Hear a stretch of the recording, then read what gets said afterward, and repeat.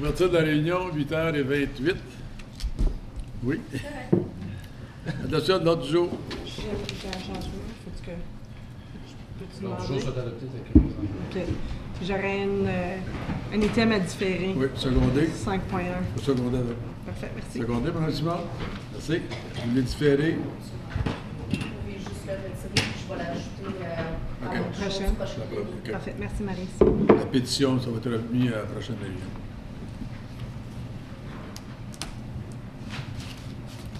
Grosse pétition. Avis de motion, aucune. Période de questions? Aucune. Rapport des comptes unis. Eh bien, on a eu des comptes unis avec nous autres pour la période. Tu n'avais pas l'air de te lever, j'ai pensé que tu n'avais plus de questions. Ah, je le sais. On est passé à ce temps. On était contents d'avoir des représentants pour les ambulances aux 2 pelletés de terre. Rapport des comités, amendement. Une question, M. le maire. Oui. Au comté. Est-ce que dernièrement, on a parlé de la 17 au comté? Non. Le 40 millions qui avait été voté. A été demandé. Qui a été annoncé. Ils nous ont parlé pour le demander. Et apparemment, on en avait parlé avec Mme Marie-France Lalonde. Apparemment, c'est des livres. Donc, Mais c'est là. est-ce qu'il serait possible pour vous, M. le maire, à la prochaine réunion des comtés, pour demander les comtés s'ils sont en faveur de procéder avec le 4 voies jusqu'à Canada? On peut demander. Excellent. Oui. Puis il a demandé en même temps d'avoir de l'aide du fédéral, de ben. C'est rendu dernièrement, le monde il se plaint. 1h30 puis ça en Ottawa. Ça, c'est dans belle température, là. Oui. Il pleut pas, là. Mais ça dépend où, peut-être à Canada, là, mais à Orléans, non. Non, pas l'air. Je voulais dire 1h30. OK. Monsieur Oui. Lalonde. Monsieur le maire, vous avez pris, en tant qu'au comté unis, vous avez pris une décision en propos des ambulances. Peut-être que vous voulez partager avec ça, partager avec la population la décision que les comtés ont prise. Eh bien, il va y avoir un côté légal à venir. C'est pas quelque chose que j'ai demandé que la publicité arrête pour ne pas affecter notre relation avec notre voisin. Surtout quand on arrive dans le temps de... C'est beau d'aller de l'avant avec les décisions qu'ils ont prises, mais d'arrêter d'aller à médias avec. Fait que c'est quelque chose que mieux pas parler parce que ça excite un peu nos voisins. Puis je pense qu'en attendant qu'on arrive proche des élections, c'est pas un sujet qu'ils veulent voir ces journaux chaque fois qu'ils se retournent là-bas. Mais j'ai pu monter aussi, c'est pas seulement que le voisin, il faut blâmer, c'est le ministère. C'est eux autres qui ont changé le règlement.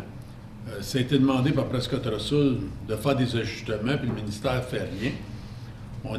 J'étais à la dernière demande qu'on est rentré, puis le ministre avait été changé, c'était le docteur Hoskin.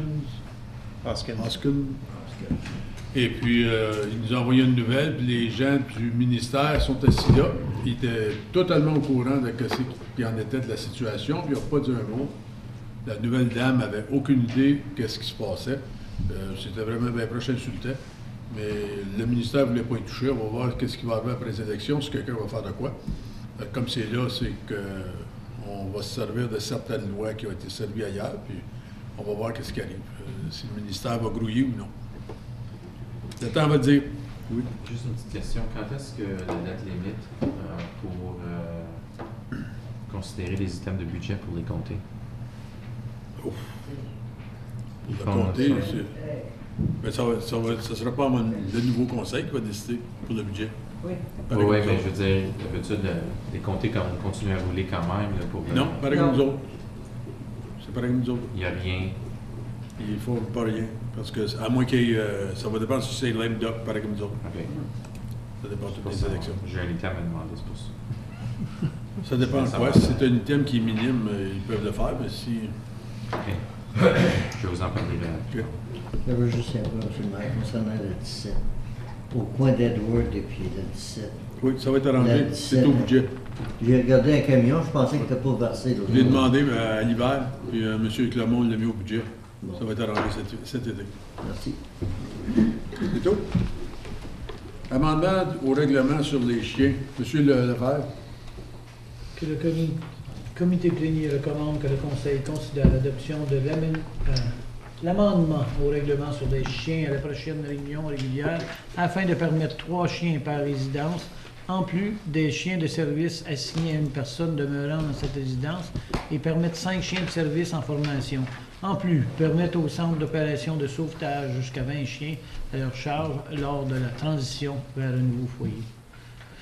Secondé. Mme Simard. Question? Oui. M. Berlinguet? This Collier had sent a list of questions to you by email. You didn't receive it? Nope. That's the one that you put all of us on? Yeah. Yeah, I saw it. Je l'ai vu là. Okay. I thought. Oh. Do you want me to read? I sent- never was was, he- Oh, okay. I'm quite sure if you'd sent me some. Look, right after the last meeting, I sent you questions ahead of time regarding the bylaw. Current bylaw reads, section 10 reads, no person shall keep or allow to be kept in a residential zone of the corporation more than 3 dogs. The proposed amendment seeks to simply add section 10.1, medical service dogs shall not be calculated with the set limit, and that number of medical service dogs in trade shall be set to maximum of 5. First, I think we need to better define what a residential zone is, and perhaps revising that to say in a domicile in a residential zone. Second, if we were going to allow theoretically up to 8 dogs in a domicile, I think we need to distinguish between types of domiciles. There's a world of difference between keeping several dogs in a 1-bedroom condominium and a 4-bedroom detached home with a large yard. I think for any quantity of more than 1 dog, the requirement should stipulate that the domicile must have a fence yard and include at least something like 30 square meters of outdoor space per dog kept there. Next, there's the question of the kennel rescue center allowance. The definition of kennel in the current bylaw only stipulates that it must be registered. No mention of how much space, land area it has. And there's no definition of rescue center. So I think we have to be careful that we don't create a situation where anybody can call themselves a rescue center, and suddenly there are multiple homes in Clarence Rockland with upwards of 20 dogs. Both kennels and rescue centers should be defined as large properties, preferably rural, again with a certain minimum square meters of enclosed yard per animal.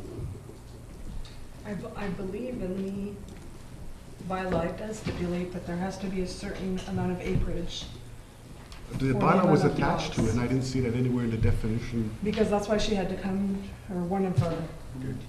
Go ahead. Mr. Mayor, when I wrote this report, the request had been made by a member of the public, and at that time, we did not have a manager of bylaw services. Since that time, I've handed the file to Mr. Roy. He has briefed himself and prepared himself this evening to answer your questions. We can maybe start with Mr. Burlington's 2 questions and. M. Louet?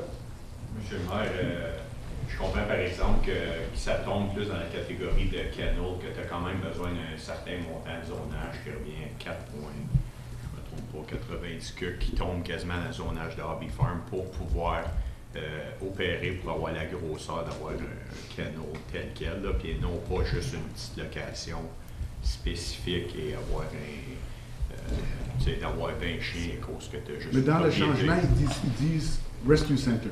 Fait que c'est quoi? Pourquoi qu'on dise rescue center can have up to 20 dogs? Bien, il faut vraiment que ça soit une location désignée à ça. C'est pas n'importe qui pourrait être un rescue center. C'est vraiment, il faut que tu aies les papiers de la province, puis il faut que tu sois enregistré en dessous de. J'essaie de penser qu'on a travaillé souvent avec le Freedom Dog Rescue qui est reconnu. Une association. C'est ça, une association. C'est ça, j'essaie de dire. Puis, il faudrait qu'il y ait une licence de la ville aussi, je crois. Oui, il faut qu'il y ait une licence de la ville. Puis c'est vraiment une location plus désignée que le monde travaille avec. Il faut vraiment qu'il soit reconnu parce que en dessous du ministère, que nous autres, on a des inspections, même avec notre town, eux autres, ils sont clairs qu'il faut que ça soit vraiment une association reconnue, que les municipalités travaillent avec et non pas juste une personne qui, OK, oui, toi, t'es un dog rescue, on travaille juste avec toi. C'est pas de même que ça marche, là. Ils ont quand même des guidelines et des restrictions. Est-ce qu'on peut rajouter ça dans le bylaw, dans le règlement? Oui. Élaborer Il peut sur avoir plus de spécifications, là. Spécifications. Surtout pour ces sections-là, comme ça serait pas un problème. OK. Et l'autre question, c'était, dans les résidences, on va louer jusqu'à 8 chiens maintenant, si je comprends bien? De la manière que les règlements sont écrits, c'est que vraiment service dogs, ils tombent dans une différente catégorie. Je comprends que c'est que le monde stipule un peu de service dog, mais il faut vraiment qu'il soit enregistré. Puis c'est pas quelque chose de nouveau, c'est vraiment comme t'as Toronto qui ont des sections pour ça, t'as la ville d'Ottawa. Puis en dessous du Accessibility of Ontarians for Disabilities Act, il y a vraiment une section qui parle des service animals. Fait que c'est vraiment comme qu'est-ce que j'essaie de dire? C'est vraiment quelque chose qui est commun. Puis c'est pas nouveau. C'est pas nouveau, puis on s'adapte, c'est vraiment. On s'adapte avant que je pense que la réglementation vienne par ici. Le monde commence à adopter des règlements semblables à toutes les personnes alentour à cause qu'il faut avoir une sensibilisation aux animaux. Puis c'est vraiment pour différencier les catégories avec t'as ton chien, puis là t'as ton chien service qui tombe un peu différent. Je comprends exactement ce que tu veux dire. Quelqu'un dans un appartement, si l'appartement, le bloc d'appartement leur donne le droit d'avoir des chiens. Mais encore là, c'est pas n'importe qui peut avoir des service dogs. C'est ça, il faut qu'ils soient licenciés. Oui, mais même à ça, 3 chiens, puis si tu as juste rajoute une autre personne qui a un service dog, ça fait 4 chiens. Dans un appartement, tu sais, c'est mais ça se fait vraiment... pas dans un appartement, c'est sûr. Oui, ça il n'y a pas de définition. Là. La crainte de Charles, c'est que c'est beau que tu es enregistré pour avoir des service dogs, mais si tu n'es pas bien situé pour les avoir, c'est un problème. Ouais. C'est ça que On pourrait définir ça aussi. Peut-être, moi, c'est ça. Comme j'ai dit, si tu as plus qu'un chien, je comprends que quelqu'un dans un appartement peut avoir un petit chien. C'est ça. Mais si tu as plus qu'un chien, tu devrais avoir une cour pour aller avec. C'est ça que je dis. Oui. Mais je pense que c'était juste je pense que c'est cas extrêmes que tu ne pouvais pas avoir plus que 5, admettons, que tu t'entraînes avec, justement pour des service dogs. Le problème d'appartement, c'est le propriétaire qui décide si tu as le droit d'avoir des animaux. Ça, c'est réglé. Je pense que quelqu'un qui a une résidence personnelle, s'il veut avoir 3 chiens, je me sens mal à l'aise de dire ça prend tant de terrain. On voit souvent des gens avec 2 chiens. Je suis d'accord avec vous. Pour le bien des chiens, là aussi. Pardon? Pour le bien des chiens. Mais ça, c'est pas à nous à décider ça. Nous, on décide au niveau des chiens de formation. Je suis d'accord avec vous quand vous dites que ça prend, si tu as des chiens en formation, ça prend le terrain pour pouvoir les accueillir. Il y a déjà des règlements pour ça, par contre. Ben, je crois qu'il faut bien définir la grandeur de terrain. Mais qu'est-ce que je dis, c'est que tu peux avoir 2-3 chiens de formation dans ta maison. Puis là, tu as le droit d'un autre 3 chiens. Tu peux avoir les chiens en formation, M. Barnaguette, vous devez être reconnu par une organisation qui reconnaît que les chiens que vous entraînez vont être assignés.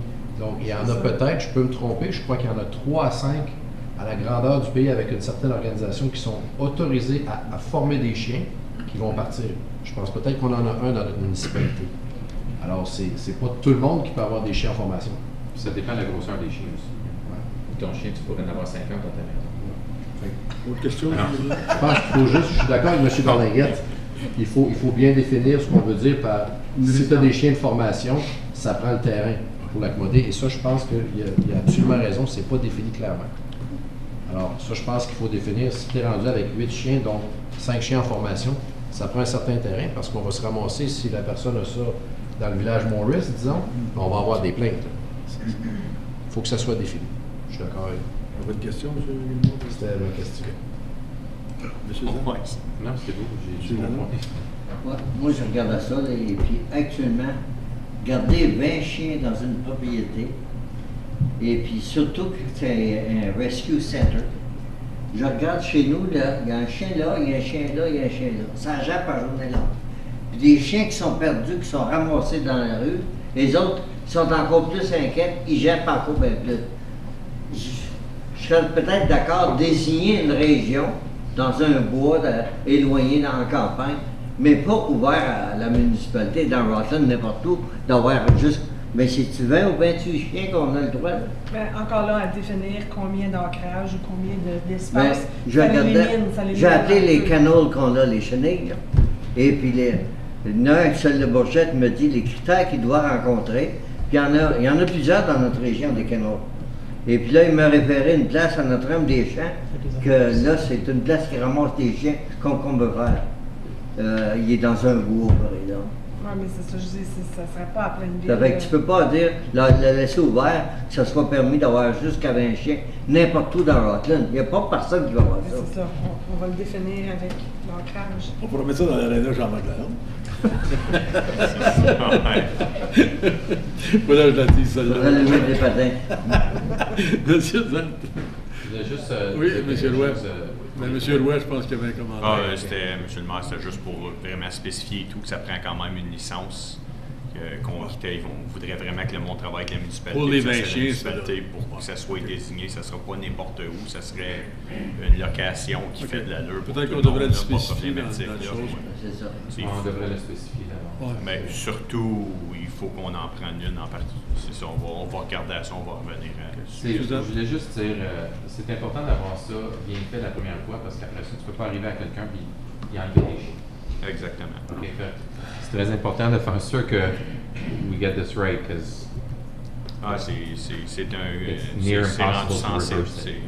Okay, so I just want to make sure that we're not approving anything that all of a sudden we're going to have to change midway. So. Autre question? Tout le monde en faveur? Ça va revenir. Ça va revenir. C'est en plénière, là. Ça va revenir à régulier, fait que si on leur demande de faire les changements vont être faits pour la semaine prochaine, dans 2 semaines. Êtes-vous correct pour faire les changements d'ici 2 semaines, M. Roy? Pour faire un amendement. Monique va nous répondre à ça. Monsieur le maire, il faudrait juste proposer seconder de différer, C'est ça.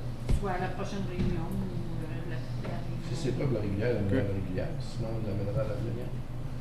C'est ce que vous voulez faire? Oui. Différer. De ce manière. On peut différer à la prochaine plénière. Régulière ou plénière? Bien, plénière. Ça ne sera pas passé pour cette année, là, si on le passe à la plénière, la dernière réunion. Pourquoi on ne peut pas le passer à la régulière? Ils ont le temps, ils ont 2 semaines à faire les ajustements. Pensez à régulière si les Je suis d'accord. changements. Parce qu'il y a assez de temps avec 2 semaines. Ouais. Si vous avez le temps de faire des changements, M. Roy, on va aller à la prochaine régulière pour que ça soit passé cette année. Sans ça, si on ne le passe pas la prochaine régulière, ça ne sera pas passé cette année. We won't pass it this year if we don't pass it next time. C'est pas une décision financière. Oui, Ça peut? C'est pas une décision OK. financière. Pas une décision Mais vous n'avez financière. pas de meeting avant le mois d'août. Ouais. Il n'ira pas avant le mois d'août. En tout cas, amenez des changements si vous êtes capable, sinon, ben, ça ira au mois d'août. OK, pas de problème. C'est différé. Oui. S'il peut. Si les changements ne sont pas faits, on l'amènera la prochaine. C'est tout. OK.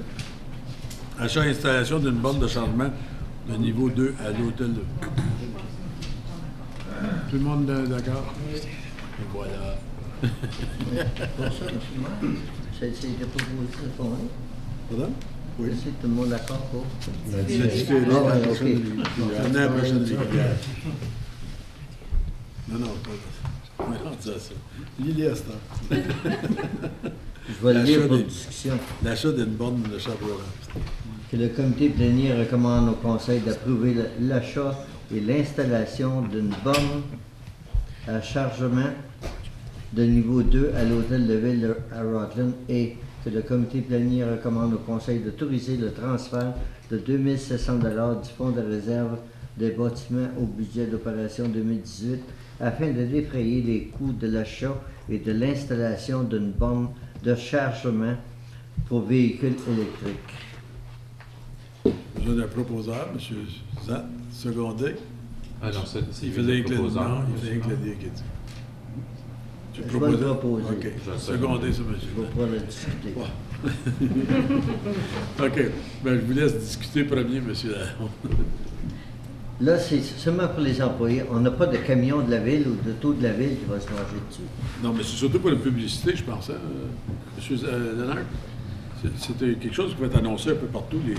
Les visiteurs vont quand même J'ai visité, moi, sur le Google, tout ça. Là, ça coûte à peu près 2,50 $ par 4 heures.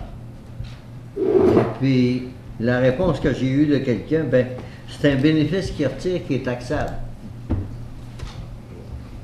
Ouais, mais à 2 piastres, on donne du DT4 là-dessus. Oui. Mais ça veut dire, s'il branche 4 heures par jour, ça lui fait 10 piastres. Est-ce que c'est une borne pour la ville ou c'est une borne pour le public? On a déjà une borne à l'hôtel de ville de niveau 1, qui est une borne qui prend un petit peu plus de temps. Moi, je vois un super beau YMCA. Si on veut faire une publicité qui va avoir l'effet qu'il y a beaucoup de monde qui passe, on a un stationnement, il y a des lampadaires, il y a de l'électricité. On devrait considérer garder la niveau 1 qu'on a à notre ville et installer la niveau 2 pour bien publiciser ça dans un endroit public. Parce que les gens vont aller se brancher, peuvent aller prendre un café au Petit Presse Café, peuvent aller jouer dans un parc, ils peuvent repartir avec leur véhicule. Ils traversent le parc Simon, ils peuvent s'en aller dans le centre-ville. d'en mettre 2 au même endroit, je trouve qu'on ne fait pas bien notre travail de publicité. Alors, c'est mon point. Suzanne? Je suis d'accord avec M. Grimond. Moi, je voyais ça, puis j'ai dit c'est une bonne idée, mais ça va être utilisé par les employés de la ville à journée longue. C'est ça mon problème. Je ne mettrais pas ça au YMC, peut-être au Giant Tiger, garder ça sur la rue principale, mais je suis prêt à laisser l'administration décider où ça va. Mais je suis d'accord, si on met ça à l'hôtel de ville, c'est les employés qui vont l'utiliser, puis tous les gens qui vont arriver pour brancher leur auto, il n'y aura pas rien. C'est pas une méchante idée d'en avoir plusieurs. Une couple, on a déjà au Saint-Hubert, on a un à la ville, 2 autres un peu partout sur la rue Laurier. Je pense que ça fait plus de sens. Ça, à l'église? Oui. Vous êtes dans le centre, vous êtes près des restaurants? Oui, oui. Parce C'est que juste pour rentrer avec une entente avec la... Je connais un gars sur le comité de l'église, tu vois qu'on peut y parler. OK. Peut-être. Peut-être sur la gauche. Il s'occupe des cloches. Mais je suis d'accord avec M. Grimond. Je sais pas si c'était ton point. Oui, madame Simon. Moi, c'est un autre commentaire. Là, on va donner ce service-là gratuitement ou est-ce qu'au Saint-Hubert, il faut que tu payes pour l'utiliser? Nous autres, on paye pour notre gaz. Pourquoi qu'on paierait pour l'électricité des autres? Moi, I'm all for it, but they should have to pay a Est-ce fee qu'il y a moyen to de use mettre it. Une pièce. une pièce ou deux, un timer après là-dessus? Monsieur Lénard? Oui, M. le maire, je ne sais pas s'il y a eu un peu de confusion avec le rapport en disant que c'est écrit tout ça, mais dans le fond, un niveau 2, si on ne va pas avec les grants qui sont le programme et tout ça, on peut mettre une charge sur la station de chargeur, de chargement. Si on allait avec l'option qui était discutée au comité de l'environnement, qui était d'avoir on a une subvention de tout gouvernement, tout ça, on ne pouvait pas collecter de l'information et non, si on ne pouvait pas charger. Mais là, on n'a pas d'octroi, c'est. Non, donc c'est l'option qu'on est allé où on n'allait pas avec leur toit. Donc, ça veut dire qu'on peut émettre un frais et tout ça. On ne peut pas identifier ça serait quoi le frais, mais ça serait possible si avec l'option qui est présentée par le comité d'environnement. Ça serait mieux vraiment de l'avoir soit un commerce ou à l'hôtel de ville où la personne peut venir payer, ou si vous allez être capable de payer après la machine. Ah, OK, carte de crédit. OK. J'avais une autre question. Pas petit au carte de crédit, moi, mais. J'avais juste une autre. Oui. How long is it going to take to repay itself? Do we know? Have we calculated? On n'a pas vraiment fait ces calculs-là. Donc, en gros, c'est la différence entre les deux options. Donc, l'option où que le comité d'environnement proposait, ça coûte 400 $ de plus que si on avait une subvention du gouvernement. Par contre, on peut payer, on peut charger, donc on peut repayer le 400 plus. Puis on peut l'installer, on a plus de flexibilité où on l'installe, puis qui s'en sert. Donc, pour répondre à ta question, non, en ce moment, on n'a pas le calcul combien de temps que ça va se repayer. Par contre, parce qu'on peut charger un prêt, on peut récupérer nos dépenses. C'est un investissement qu'on fait, mais les gens, ils font leur part en rechargeant. Non, mais c'est ça. Si on est capable de charger, c'est encore mieux. Oui, il y a des stations de bornes électriques avec des frais. Monsieur Lalonde. Ça, je pense que l'idée est très bonne, juste pas le bon endroit. Puis si on se focus envers nos business, surtout sur la rue Laurier, ça va leur donner un petit cachet additionnel pour les gens qui voyagent, qui sont sur la 17 puis qui viennent à Rockland, peuvent arrêter au restaurant ou à la pharmacie, ces choses-là. Fait que je pense que ce serait la meilleure option. L'église, je pense, c'est dans le centre. Oui, c'est un beau spot. Restaurant, C'est un beau spot. Donc, peut-être qu'on pourrait considérer avec l'église, mettre ça là. Et puis on charge, puis on verra que si l'église en veut avant. Okay. Est-ce qu'on doit modifier la résolution? Ce serait bien si vous avez des conditions. OK, peut-être à la place. Au lieu de dire à c'est Monsieur Lavert? Est-ce qu'on a beaucoup d'employés avec des véhicules électriques présentement? Il y a un clerc, je pense. Il y en a 2. Deux? Il y a déjà une borne. Qu'il y a déjà une borne? OK. Fait que les employés s'en servent, cette borne-là, j'imagine? Oui. OK. Et on peut marquer comme quoi d'aller voir si l'Église l'accepterait. Sinon, ben, Okay. Alors, on enlèverait, M. le maire, on arrêterait au niveau 2, au niveau de la... L'hôtel de ville, mettons, la mettre comme deuxième si l'Église refuse. On peut-tu mandater le département d'entrer d'essayer une entente avec ou autre commerce pour installer? Oui, M. Donneur. Ben, excuse, il faudrait retourner au comité, puis c'est peut-être pas l'endroit propice non plus. Question d'électricité, tout ça. Est-ce qu'on pourrait peut-être considérer d'autres sites autres que celui-là, mais sachant un peu la direction? Le comité reviendra, mais qu'il ait fait une décision, me laisser savoir. Non, Il y a moi, un je fil m'en électrique qui laisserai passe tout de sur les suite. terrains tout autour du stationnement d'église. Monsieur Le le maire, fil électrique est Monsieur le maire, je enterré propose tout. qu'on le laisse au département, qu'il trouve un endroit public dans le centre-ville, bien adapté, peut-être en première vue l'église, qui est très bien centrée. Et si jamais ça ne fonctionne pas dans le centre-ville. Je le mentionne, on le laisse au département, vous reviendrez, vous laissez Pas savoir. au comité d'environnement. Il a donné au département. Fait que peut-être au lieu de at City of Clarence Rockland, peut-être dans la résolution changer at to Dans un secteur, specific, commercial. Décidé par le département. specific location was recommended by the department. Ouais. Très bien. Tout le monde en faveur? Oui. Merci. Le règlement sur la coupe des arbres. Madame Simon? Whereas a tree cutting bylaw was adopted by council in 2005, and whereas the United Counties of Prescott and Russell have recently adopted a bylaw delegating the authority to municipalities to pass a bylaw regulating the destruction of damage of trees and woodlands, and whereas Section 8 of the tree cutting bylaw places an undue burden on farmers who seek to clear cut the woodlands on their properties for the purpose of cultivating the land, as it requires that an environmental impact assessment be completed. That the Committee of the Whole recommend that Council adopts the newly proposed tree cutting bylaw being Annex 1 of Report Number AME-18-14-R, which basically contains the same wording as the existing bylaw number 2015-0102, with the exception of Section 8, which has been deleted in its entirety, and a clause that makes reference to the delegated authority of the United Counties of Prescott and Russell has been added. Secondé. M. Berlinguet, question? Oui. Pourquoi il y a on nomme les rues où c'est interdit de vacant property? Pourquoi c'est pas toutes les rues? Je comprends pas trop. 2A, on dit, the provisions of this bylaw shall prohibit the destruction or damage of trees located in the front yard or of a built property in any part of the vacant property along Laurier, Laundry Road, La Bonte. Like we list, why do we list those specific roads? Because they're in the downtown core of each city. You got St. Pascal or Gillette. That's the downtown Yeah, well, core it's of the St. downtown Pascal. core of St. They still Pascal. have the main street down there. The village core. You have to leave your house once in a while and come and see what it looks like. So Mr. if you're not Berlinguet. on one of those roads, you can. Well, you don't have to. A vacant lot, you can still clear cut Yeah. if you're not on one of those roads. It's something we'll have to review when we come back from election. Again, I don't know why, but how did we choose, it was just, This was a bylaw that was There were established commercial- before, a few years ago, hein, Madame Ouellet? 2005. Fait qu'on va avec le... Parce que vraiment, notre règlement n'était pas bon, à cause qu'on n'avait pas l'autorité de l'enforcer, à cause c'est les comtés qui l'avaient. ouais, fait que non. Là, on vient de l'avoir, fait qu'on fait juste mettre notre truc. Ok. OK? Tout le monde en faveur? Oui. Merci.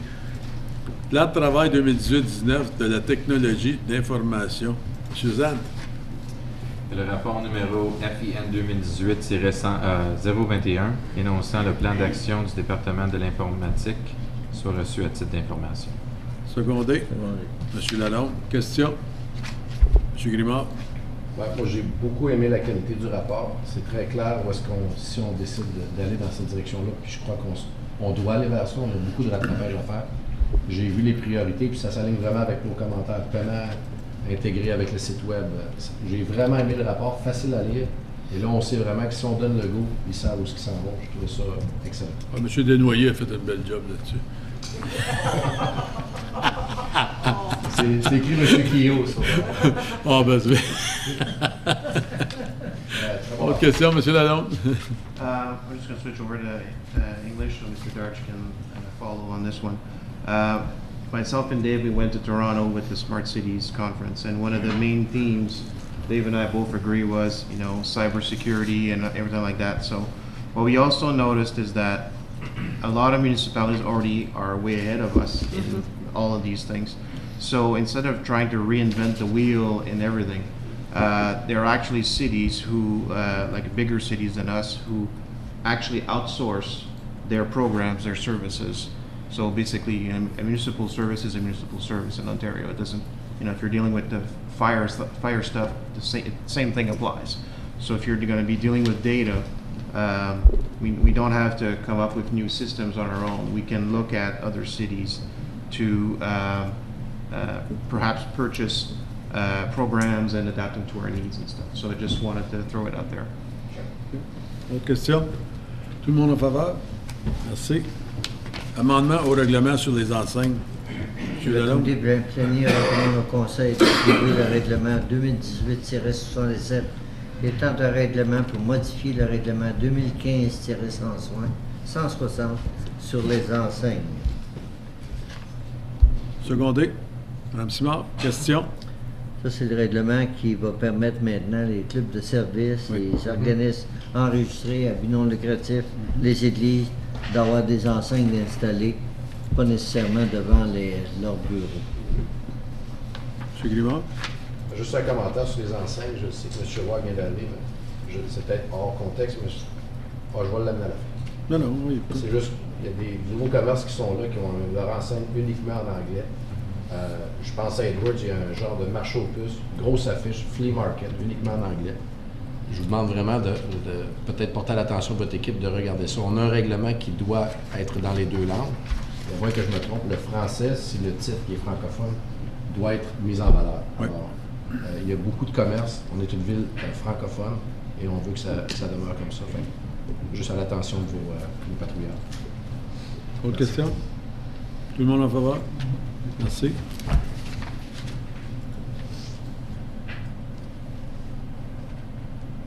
Guide de processus pour les plans d'implantation et le règlement pour les plans d'implantation. Oh, non, je trouve vite.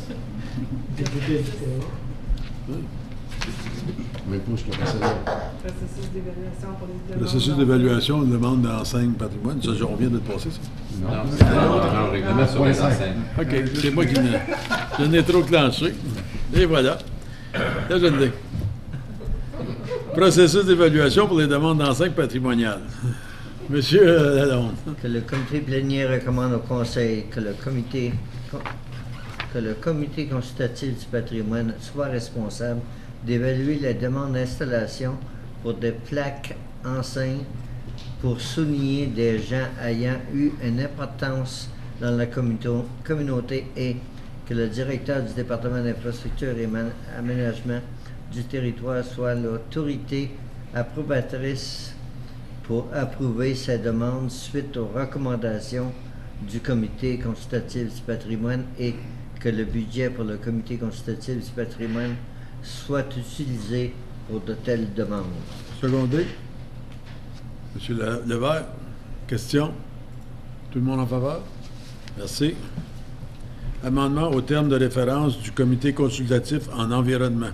Monsieur Grimard.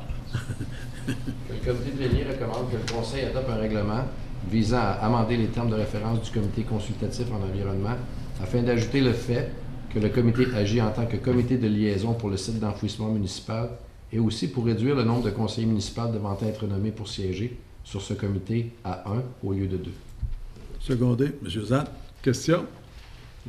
Oui. Est-ce qu'il y a une loi provinciale qui détermine le nombre de rencontres qu'un comité d'environnement doit avoir par année ou il n'y a pas de règlement là-dessus? Peut-être que vous pouvez nous revenir là-dessus, M. Lennart. C'est votre département, ça, M. Lennart? Non? Non, c'est... Mme Collier, Mme Monique, et voilà. Je vous ai indiqué que c'est moi qui ai préparé le rapport en consultation avec M. Lompré, qui est présentement en congé, mais c'est d'après le Certificate of Approval du dépotoir qu'on doit avoir un comité consultatif. J'ai pas vu nulle part qu'il y avait une obligation d'avoir un certain nombre de rencontres par année. Alors, ça pourrait être géré par une situation qui se passe ou... Au moins une par année, mettons. Bien, c'est juste pour faire sûr que le comité est efficace dans ce qu'il fait, puis il n'y a pas des rencontres qui sont faites où est-ce qu'il n'y a pas beaucoup de sujets à couvrir et le meeting dure 15 minutes parce qu'il y a beaucoup de gens qui viennent à leurs propres frais, il y a beaucoup de bénévoles. Et je pense que si on peut être le plus efficace possible là-dessus. Combien vous n'avez comme c'est là? La fréquence, comme c'est là, c'est pas... Une fois je par les ai 2 pas mois. vus. Une fois par 2 mois ou une fois par... Je pensais que c'était 4 fois par année. C'est ça, une fois 3 mois peut-être? Ouais. Mais est-ce qu'il y a lieu peut-être s'il n'y a pas de règlement, est-ce qu'on peut mettre un paragraphe dans cette nouvelle procédure-là disant que qui est responsable d'appeler une rencontre? Et si une rencontre, il doit avoir au minimum, je sais pas moi, 5 items ou 3 items, à moins que ça soit urgent. Comme c'est là, les termes de référence disent qu'il y a un certain nombre, je pense que c'est 4 par année. Je m'excuse, je ne l'ai pas attaché, j'aurais dû. D'accord. C'est 4 réunions par année, mais c'est certain que s'il n'y a pas de sujet, ça serait pas, il n'y aurait pas de réunion. Peut-être qu'on pourrait marquer un minimum de 2 par année. De ce Un période-là. minimum. Ouais, au moins un minimum. Ouais, minimum de 2 par année, ou 4 si nécessaire. Comme c'est là, c'est 4 Sur demande. que dans les termes de référence. Est-ce que ça va? Ou... Moi, je proposerais de diminuer ça à 2 À 2. et Minimum plus de- si requis. Oui. OK. OK. Fait qu'on peut rajouter, là, réduire à 2 dans la recommandation. Et puis, je vais faire Plus un si la changement pour situation faire- le demande. Juste un minimum de 2, ça couvre tout. Voilà. OK. Tout le monde en faveur? Ça suit le projet de loi de Ernie Hardeman. Mais là, il n'a pas passé en troisième lecture, il est passé en deuxième lecture. Et que maintenant, tous les projets de loi sont tombés. OK. Achat et installation de génératrice. Monsieur Lalonde? Oui.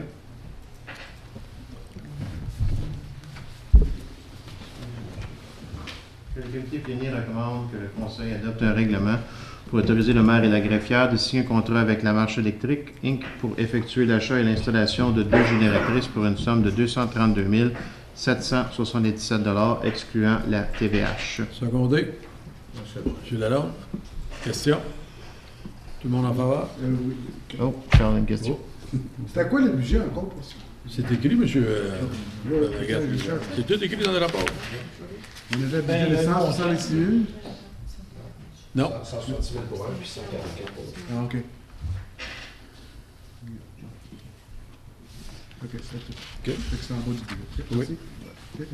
Dans la lettre, où ce qu'on... award letter, là, ça parle d'un montant, mais ça parle pas pour 2 génératrices. C'est-tu moi qui le vois pas? Ben, Tout c'est de suite, marqué one de Clarence Creek Arena and one for the Municipal Garage. Où tu vois ça? Item 1.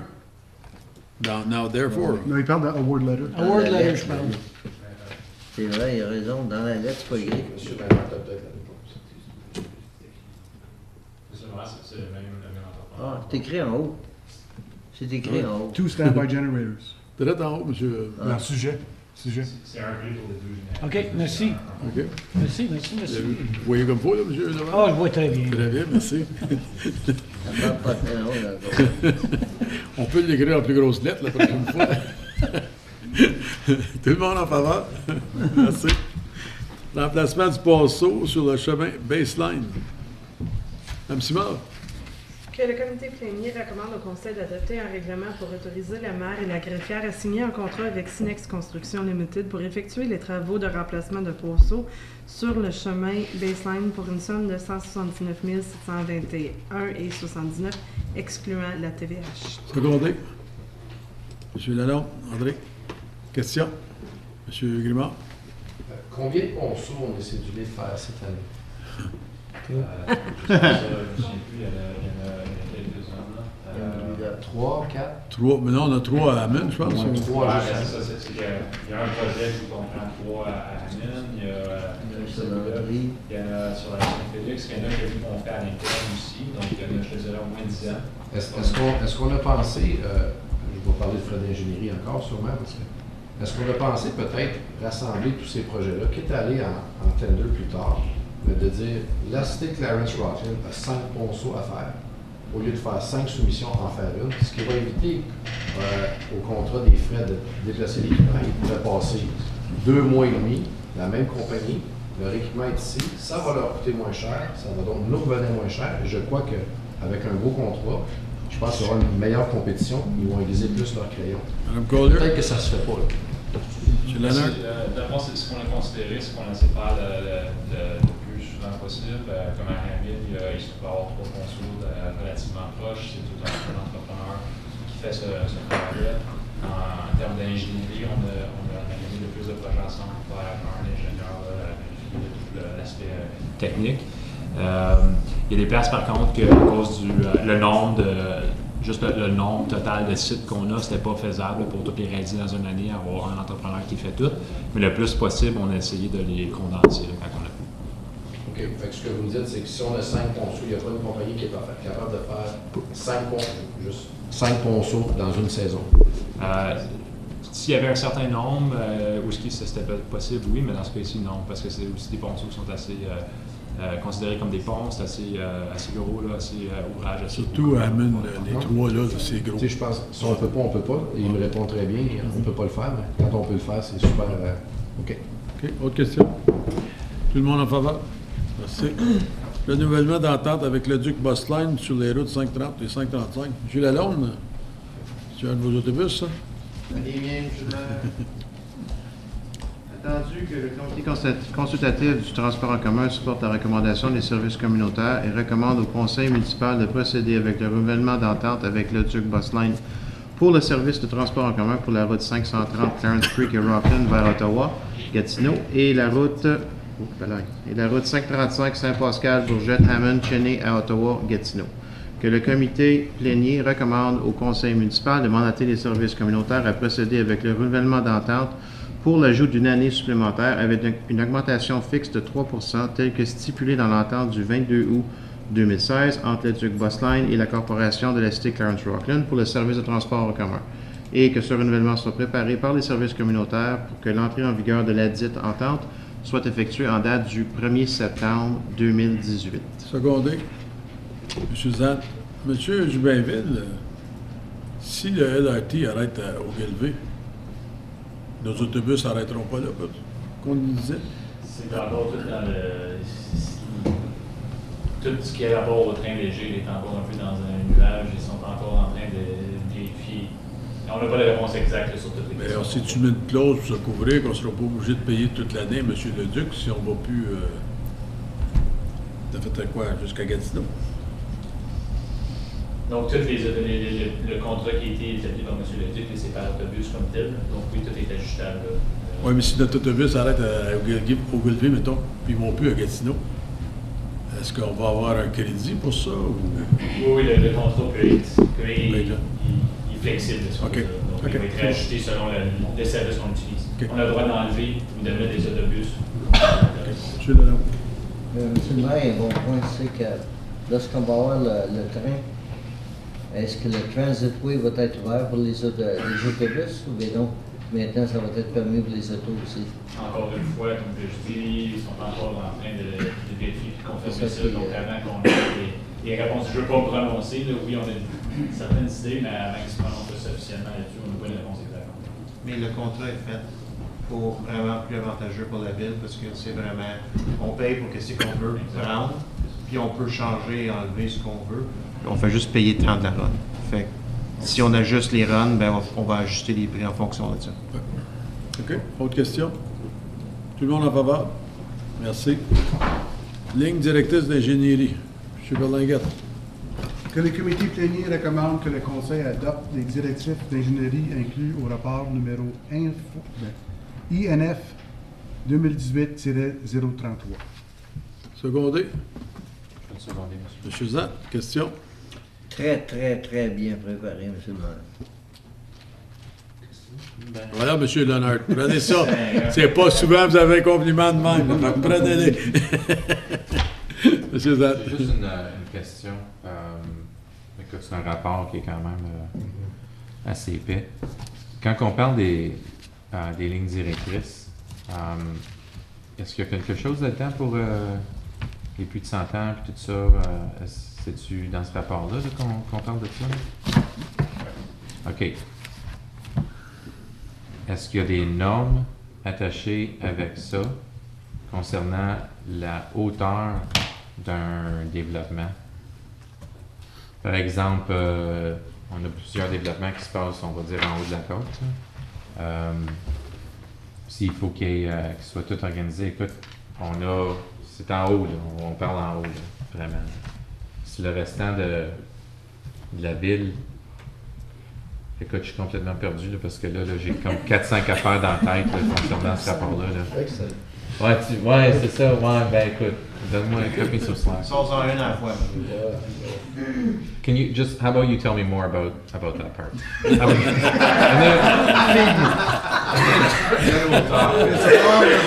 then, j'ai plusieurs points, là, puis je sais même pas comment les commencer. I guess like a tennis game, right? It's going back. Ouais, ben c'est ça. Je pense ta balle. I'm not quite clear on the question. Neither are we. How exactly is this going to work? But does it have anything to do with elevations when you're talking about these kinds of things? Well, Mr. Mayor, there's a component that has to do with grading, that has to do with drainage. All of those have an impact on elevations, or elevations have an impact on that. Les curves des chemins. Non. Mais pas la hauteur des édifices.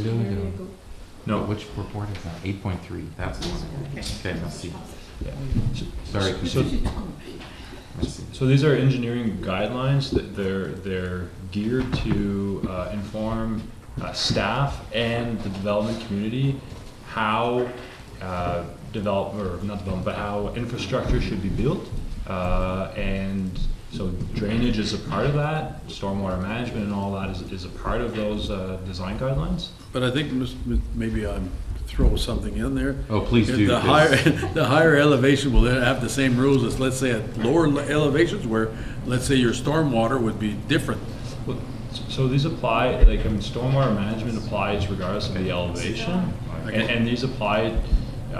It's a guideline, so they're engineering standards that are supported by a guideline, and so they are always, I guess, used in consideration based on the site and development and all that stuff. However, these are the typical drawings that is it creates the expectation, so developers know how to submit, they know what engineering infrastructures, how to engineer their infrastructure, and also direct staff how to review and how to make sure that infrastructure is built accordingly. J'aimerais juste remercier Mme Lagrève. C'est un rapport de 144 pages, mais c'est 8.3. Merci beaucoup pour l'avoir trouvé. You can't, I don't know, you can actually treat every development the same as this is pertaining, because there are different elevations, there are different grades, there are different everything when you're building something. You can't just say everyone is going to fall under the standards without having some exceptions. That's part of master plan. No, but I just. So that's why these are guidelines. So they are to be. I mean, a guideline is made to be shaped. So and it's made to be used and to have, I guess, to use the best. How can I say this? They're a standard that we should try to achieve, build towards. They give guidance to the development community, but they are guidelines. So, okay, so I'm not quite sure. What so they're not enforceable. Basically, if somebody would, well, they're guidelines. Well, they're enforceable through the site plan. So what happens is that we're gonna recommend, or we're gonna ask developers to provide a site plan that respects these guidelines. However, we can use our best judgment if some of these do not apply. The majority of developments, this will apply. Okay, so if I'm specifically talking about, am I allowed to name a development here? Okay, if I'm specifically talking about Clément's development at the top of Caron. Yeah. Do you think that this plan actually applies to them, knowing that they're on top of the hill in Rockland versus, let's say, at the bottom, where that would be more problematic? Yeah, it does, and I think. So if you could explain why, that's what I'm asking. Well, okay, so we're using these guidelines to explain something that I don't think is the appropriate way to explain it, but I'll try to explain it through the guidelines. This case in particular that you're referring to, there is a drainage requirement that we have expressed that they need to meet. It's supported by our guidelines, supported by other guidelines in other municipalities, and it's I'd say it's the standard practice. Okay. So does Stage 5 of Morris Village have to do the same thing, because they're lower than this one? Yeah, so in this particular case, what you're referencing, yes. Some other standards we can, if it's not suitable to request them, have revise the standard if required. But in this case, this particular case that you're talking about, that needs to apply. It's a drainage issue. We're talking about major overland flow routes. Major land overflow flow routes need to be directed towards an acceptable outlet, regardless of the elevation, regardless of where the development occurs, regardless of site specific. J'aimerais demander aux développeurs de s'expliquer un peu plus, parce qu'avant que moi je prenne une décision, je veux vraiment comprendre les deux bords.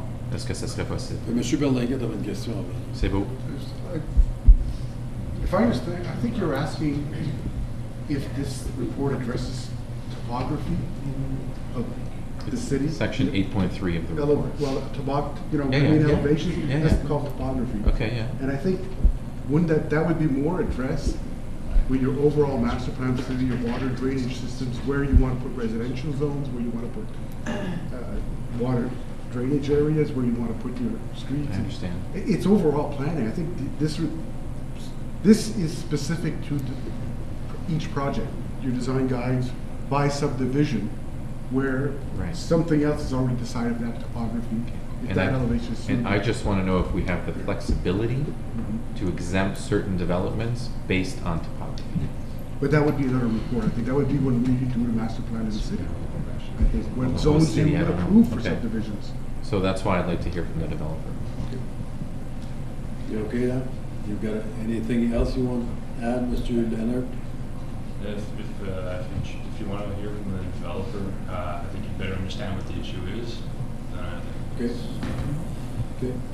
Well, we need both sides, so I want to understand a little bit more. That's all. Est-ce que je parle à Non. Moi, je pense même pas qu'il y a. OK. Merci de me permettre de pouvoir parler sur le drainage. J'ai avec moi Ryan de McIntosh Perry qui va vous expliquer un peu plus le côté technique. Nous, ce qu'on doit rencontrer, c'est ce que le ministère de l'Environnement nous demande de rencontrer, une pluie de 100 ans. C'est ce qu'on a fait. On s'est mis un facteur de 20%, en plus de ça, qui est un genre de stress test pour s'assurer qu'on contrôle notre pluie de 100 ans et plus. Ryan a sorti un minimum de 10 projets dans la ville d'Ottawa qui suit les mêmes guidelines qu'on a suivis pour faire notre projet. Mais on n'est pas dans la ville d'Ottawa, M. Clément. Non, mais souvent la ville d'Ottawa est utilisée comme benchmark, qui est la ville la plus stricte. Mais la ville d'Ottawa envoie combien d'eau dans la rivière non traitée? Peut-être. Toutes les années. Fait que, Peut-être. c'est pas Mais- un bon comparatif, là. Mais de l'autre côté, est-ce qu'il y a un bail là qui nous oblige à plus que le 100 ans? Est-ce que la ville de Rockland a un bail là qui nous oblige à respecter le plus que le 100 ans? M. Leonard? Ben, dans le fond, vu qu'on parle d'un cas particulier, nos bylaws, présentement, pour les engineering standards, ils sont, comme dans le rapport là, démontre, qui sont assez vieux et désuets. Donc, la raison pour laquelle on a présenté ces nouveaux bylaws. À l'absence des bylaws qui sont fonctionnels, on se base sur celui de la Ville d'Ottawa et du ministère de l'Environnement pour toute question de drainage. Donc, il faut faire attention parce que le drainage en général, c'est assez compliqué. C'est la raison pour laquelle il y a des gens qui font des maîtrises, des carrières dans le drainage. Mais tout ça pour dire, pour essayer de résumer ça de façon la plus simple possible, c'est qu'il y a deux exigences. Il y a l'exigence de contrôler ton eau. Puis pour ça, il y a deux événements. Donc, tu as un événement qui est considéré mineur, qui est 1 en 5 ans, puis un événement qui est considéré majeur, qui est 1 en 100 ans. Donc, ce qui est demandé, c'est que ça soit contrôlé sur le site. Ça, le développement et les plans d'ingénierie de M. Clément le fait très, très bien. Le problème, c'est que n'importe quoi qui est au-dessus de 100 ans, ils n'ont pas besoin de le contrôler. Ce qu'ils ont besoin de faire, c'est de s'assurer qu'il y a un outlet adéquat. Puis, on définit c'est quoi un outlet adéquat. Donc, la rue, l'infrastructure municipale est considérée adéquate. un drainage, un gisement de drainage considéré adéquat, un cric, un fossé, toutes ces choses-là sont considérées adéquates. Ce qui n'est pas considéré comme un outlet adéquat, c'est un terrain privé. Donc, dans le cas de ce développement ici, tout ce qui est au-delà de 100 ans va drainer automatiquement chez les voisins, chez les terrains avoisinants. Ce qui arrive avec ça, le problème avec ça, c'est qu'une fois que tout est développé, puis qu'on a approuvé ça, il y a un risque à la municipalité.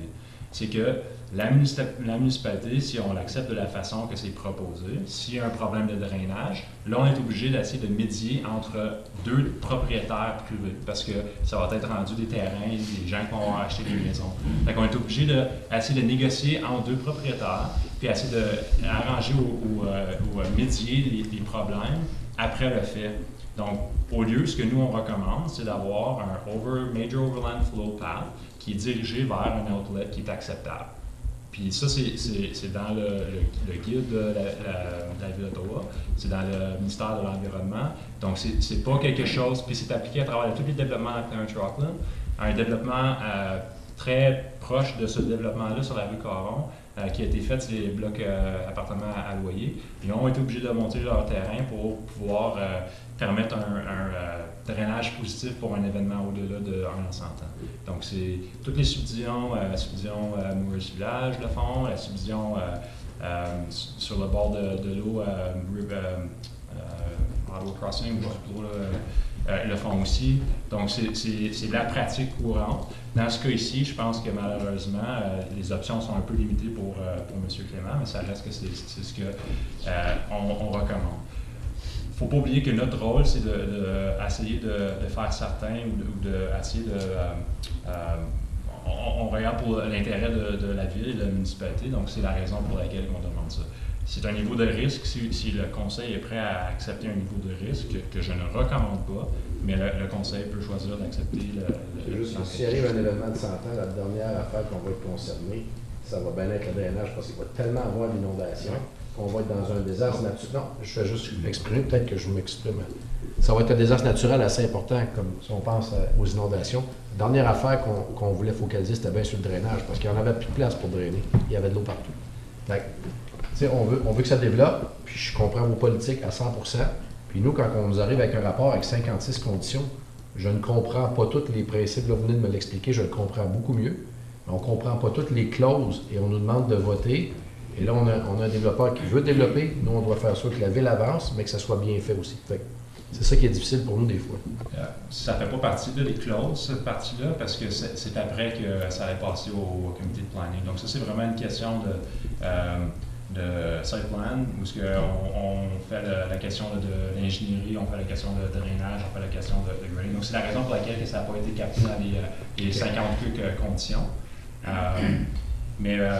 Donc, il faut juste faire attention avec comme les plus de 100 ans, comme je sais que ça semble être quelque chose qui n'arrive pas fréquemment et que c'est loin, mais juste garder juste pour vous le savoir, que comme la ville de Houston a eu 3 années de au-dessus de 120 ans consécutives dans les dernières années. Donc, ça se fait. Ça ne veut pas dire qu'une fois que c'est fait, on ne va pas l'avoir pour un autre 100 ans. Ça peut se faire à tous les ans, ça peut se faire 3-4 fois dans une année.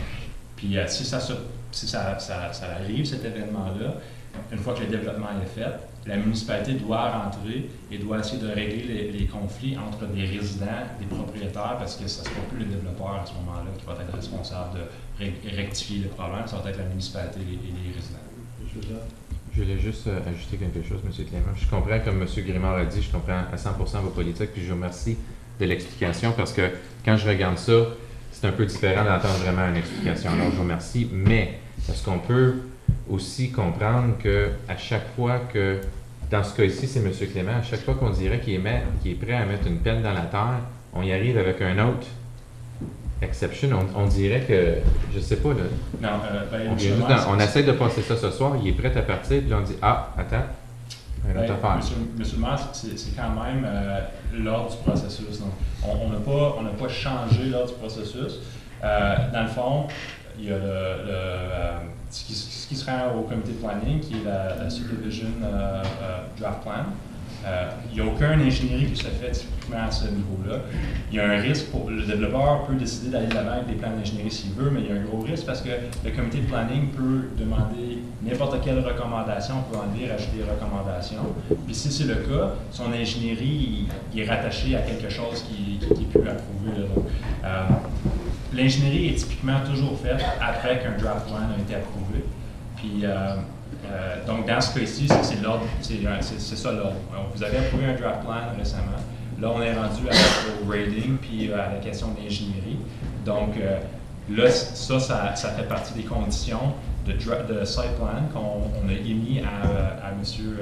Clément et son consultant. On a devancé, on a fait des inspections très rapides pour essayer, pas des inspections, mais des révisions très rapides pour essayer de les accommoder avec leur temps. Mais c'est ça le processus. Donc, merci.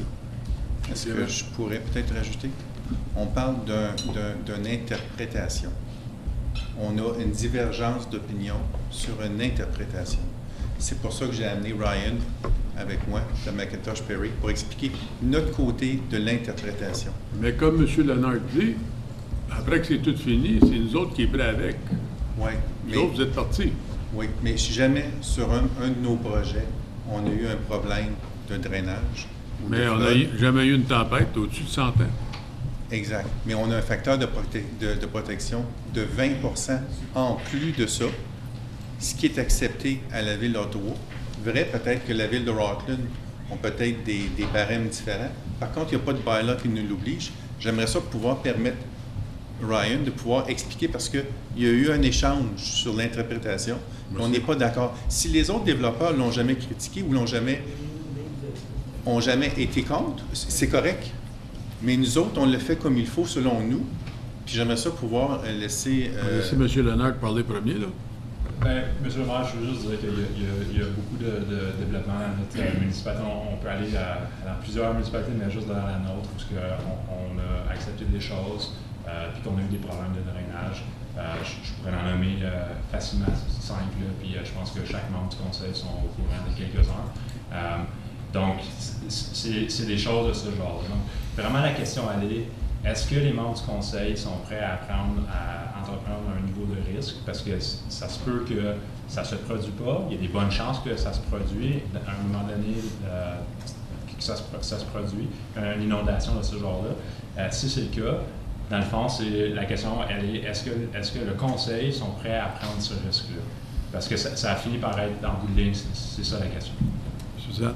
Est-ce qu'on pourrait revenir, si on laisserait ça comme ça, est-ce qu'on pourrait revenir à toutes les fois avec cas par cas pour pouvoir avoir une exemption sur...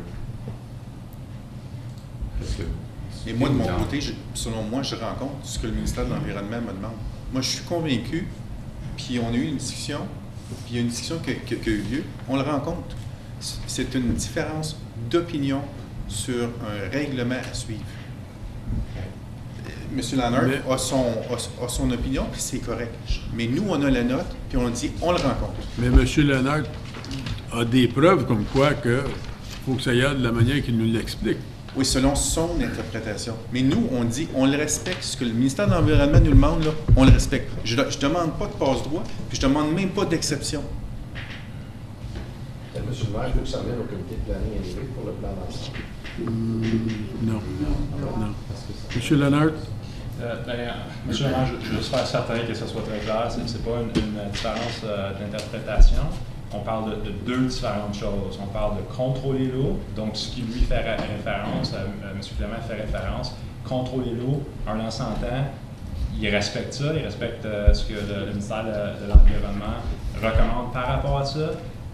Nous aussi, on dit qu'il le respecte. Ce qu'il ne respecte pas, c'est la condition où il doit où il doit diriger son eau au-delà de 100 ans vers un outlet qui est acceptable. C'est vraiment juste ça la question. Donc, contrôler son eau, il le fait, il rencontre toutes les normes. Diriger son eau au-delà de là, il dirige vers des terrains privés.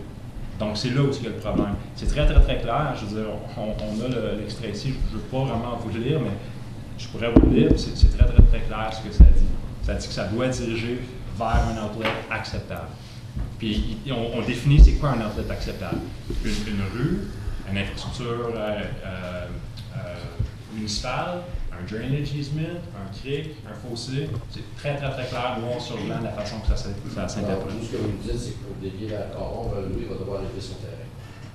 En autre, ben, c'est pas à nous à diriger la façon dont Non, on va mais le faire. une solution facile, s'il lève son terrain, il va drainer la Ben, il y a plusieurs autres solutions. Il pourrait enregistrer un drainage easement sur une propriété adjacente. Il pourrait envoyer son eau vers il y a un drain municipal qui passe pas trop loin de là. Il peut l'envoyer vers une rue. Dans ce cas-ci, je pense pour l'envoyer sur la rue Caron, qui est le problème, c'est qu'il doit lever son terrain. Mais il pourrait arranger son grading en conséquence pour envoyer l'eau vers une infrastructure municipale. Moi, ce que je demande, c'est que la Ville a son expert. Moi aussi, je l'ai. J'aimerais ça qu'on puisse l'écouter. Monsieur Je pense qu'ils vont pouvoir vous expliquer peut-être un peu mieux que moi.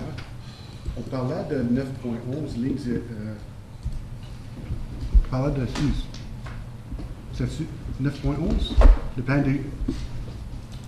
Ouais, ligne directrice d'ingénierie. Puis là, il me semble qu'on a passé à un autre sujet. Non, c'est dans le rapport. C'est dans le... Ce développement-là est dans le rapport. Pas ce développement-là, il y a la fusion de ça. OK, fait qu'on... OK, parce qu'il me semble que c'est deux sujets différents. Non, c'est en passant ça, c'est ça que M. Clément a dit. On avait des guides, des guidelines à approuver, puis C'est parce que nous, notre... OK, on va laisser votre ingénieur parler, là, mais pas pour trop longtemps. Là. Il faut comprendre qu'on a fait tout notre design avec les guidelines qu'on a. Right. Thank you, Mr. Mayor. Councillors, for allowing me to speak. I'll try and keep it quick. I think it's been summarized very well what the engineering standards are that we follow. We designed to meet the Ministry of Environment guidelines at the end of the day, which can be... Your name, please, for the... Sorry, Ryan Kennedy from McIntosh Perry. So we were, just to give you a background, hired by Charles to complete the engineering designs for this development. I'm very confident that we would meet the Ministry of Environment guidelines should this receive approval from the City of Clarence Rockland and proceed on to environmental compliance application approval.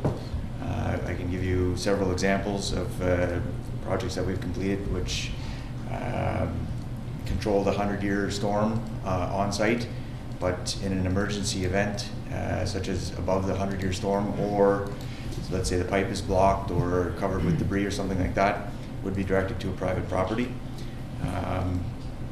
We receive those approvals all the time. It's not common. In a perfect world, the drainage would be directed towards the roadway. That would involve Mr. Clement raising his land significantly, talking about 2.5 meters, retaining wall in the backyard to make that work. If we take into account that the land currently drains there, in a 100-year storm, there's currently about 50 liters per second of water that would be directed towards that land.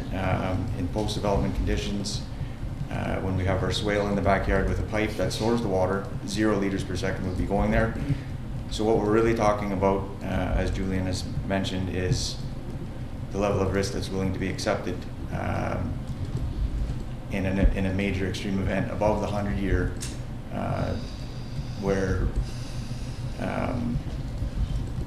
flooding and other problems would be prevalent, not just in Mr. Clement's site.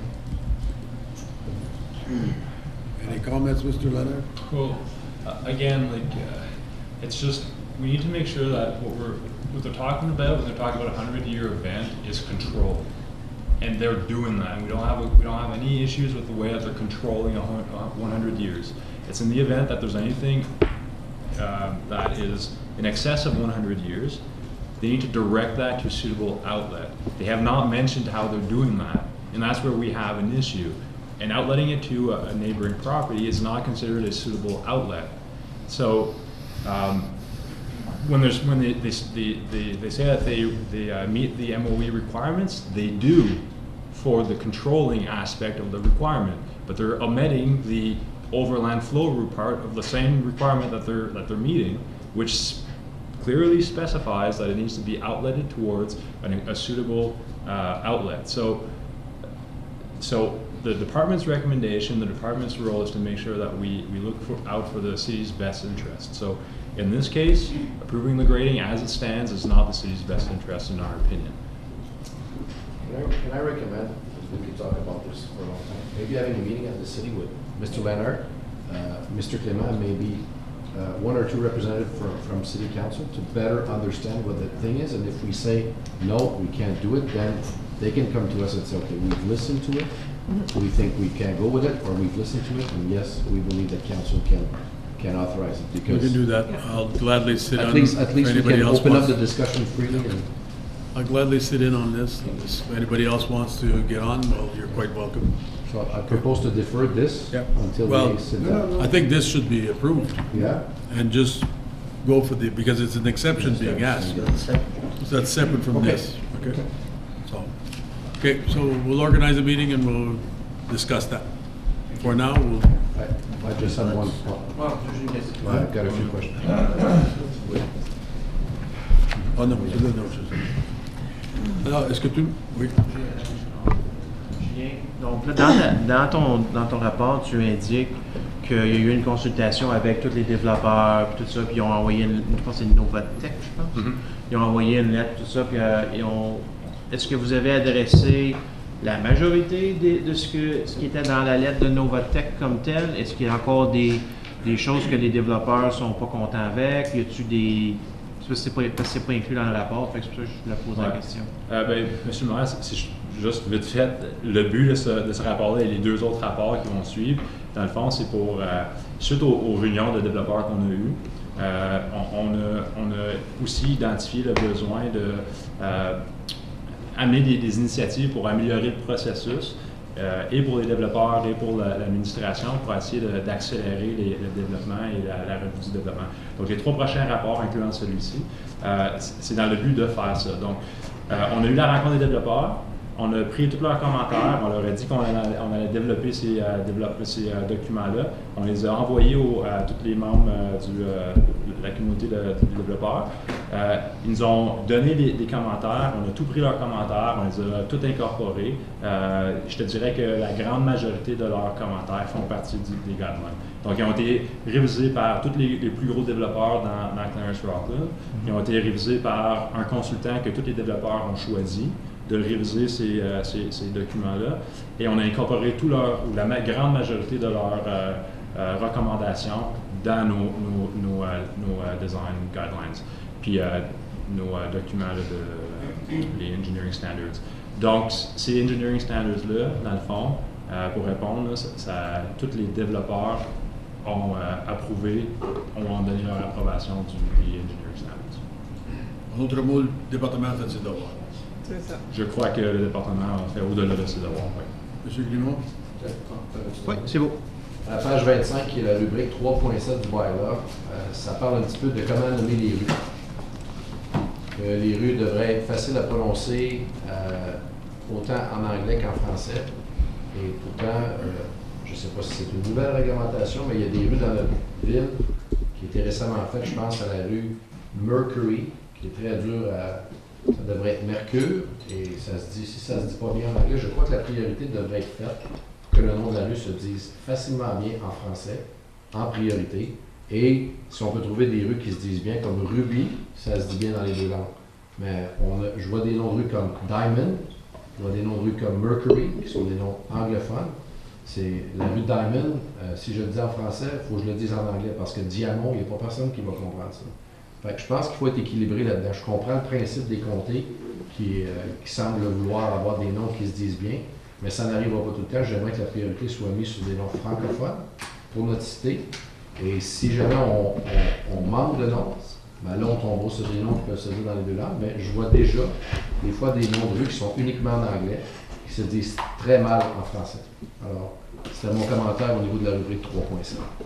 Je ne suis pas tout à fait en accord de la manière que ça a été écrit. On semble respecter le comté, alors qu'on est une ville à part entière et on a des valeurs qui sont peut-être différentes du restant du comté de Prescott et Russell. En date, M. Lannert? Oui, j'ai pris ça en date. Merci, M. le maire. C'est tout? Tout le monde en faveur? Merci.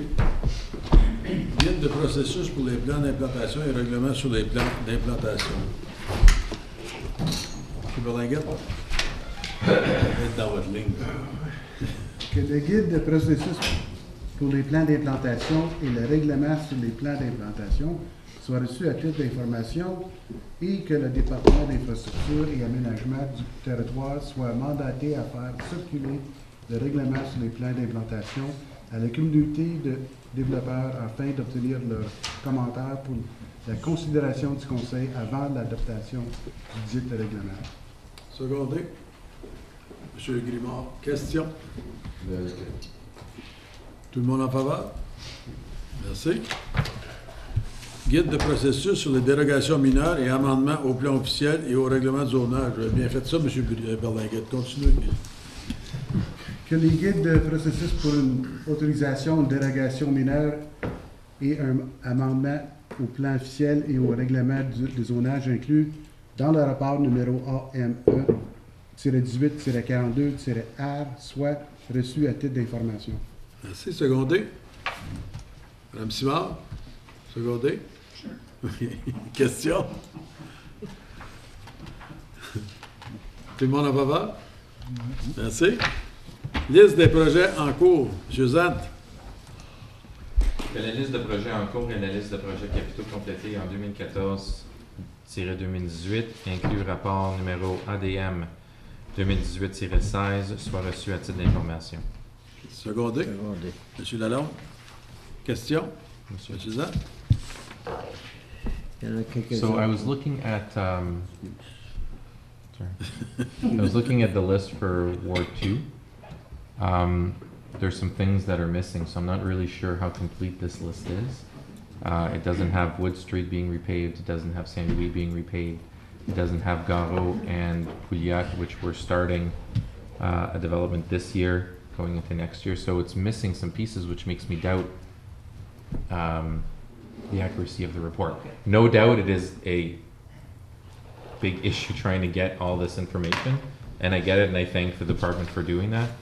I just, now I'm kind of second guessing going, is this really what it is? Because I'm missing half the stuff. So those streets were done under a paving program, so it didn't get broken down into pieces. So Garo, Well, Garo hasn't been repaved or Pouliac yet. Not That's on a Garo, different no, so one. the completed Woods. list will not have projects that are not done. Okay, and those streets, Not even if, sorry, not even if we earmarked money in this budget to well, they're not start. done. No, Right, but we're that's doing on it the in two works in phases. progress Okay, list. So you have two lists. One are all the projects that are completed, okay. and anything that was approved outside the budget cycle, we did our best to find all of those things. So Wood Street, I believe, was done outside the budget cycle, so we will have to add that in. But Okay. the items that were actually approved in the budget, because that's a solid list. Okay. On occasion, council would approve a report that was an ad hoc thing, Mhm. and those were harder to pick up. We picked up some of them, so I there do wouldn't be believe- a lot missing. And I don't mean to argue, I do believe that Woods was approved in the budget. I believe that. I don't think it was, we also had Victoria Street as well. Victoria is on there, but Yeah. it was all approved, kind of the same thing. Either way, is it okay if we just, can I call the departments to get some data on the price that it costs to do those streets as well? Or is this report final and? No, it's not final at all. So I think what we need to do is maybe just send me a list of the ones that you Okay. are missing, and we'll Perfect. either identify where they are, if they're in a group project. But I am or- thankful that the report was done, so thank you. Okay. That's a big plus, Mr. Leonard. Wasn't You- me. It was my report. Yeah. Thank you.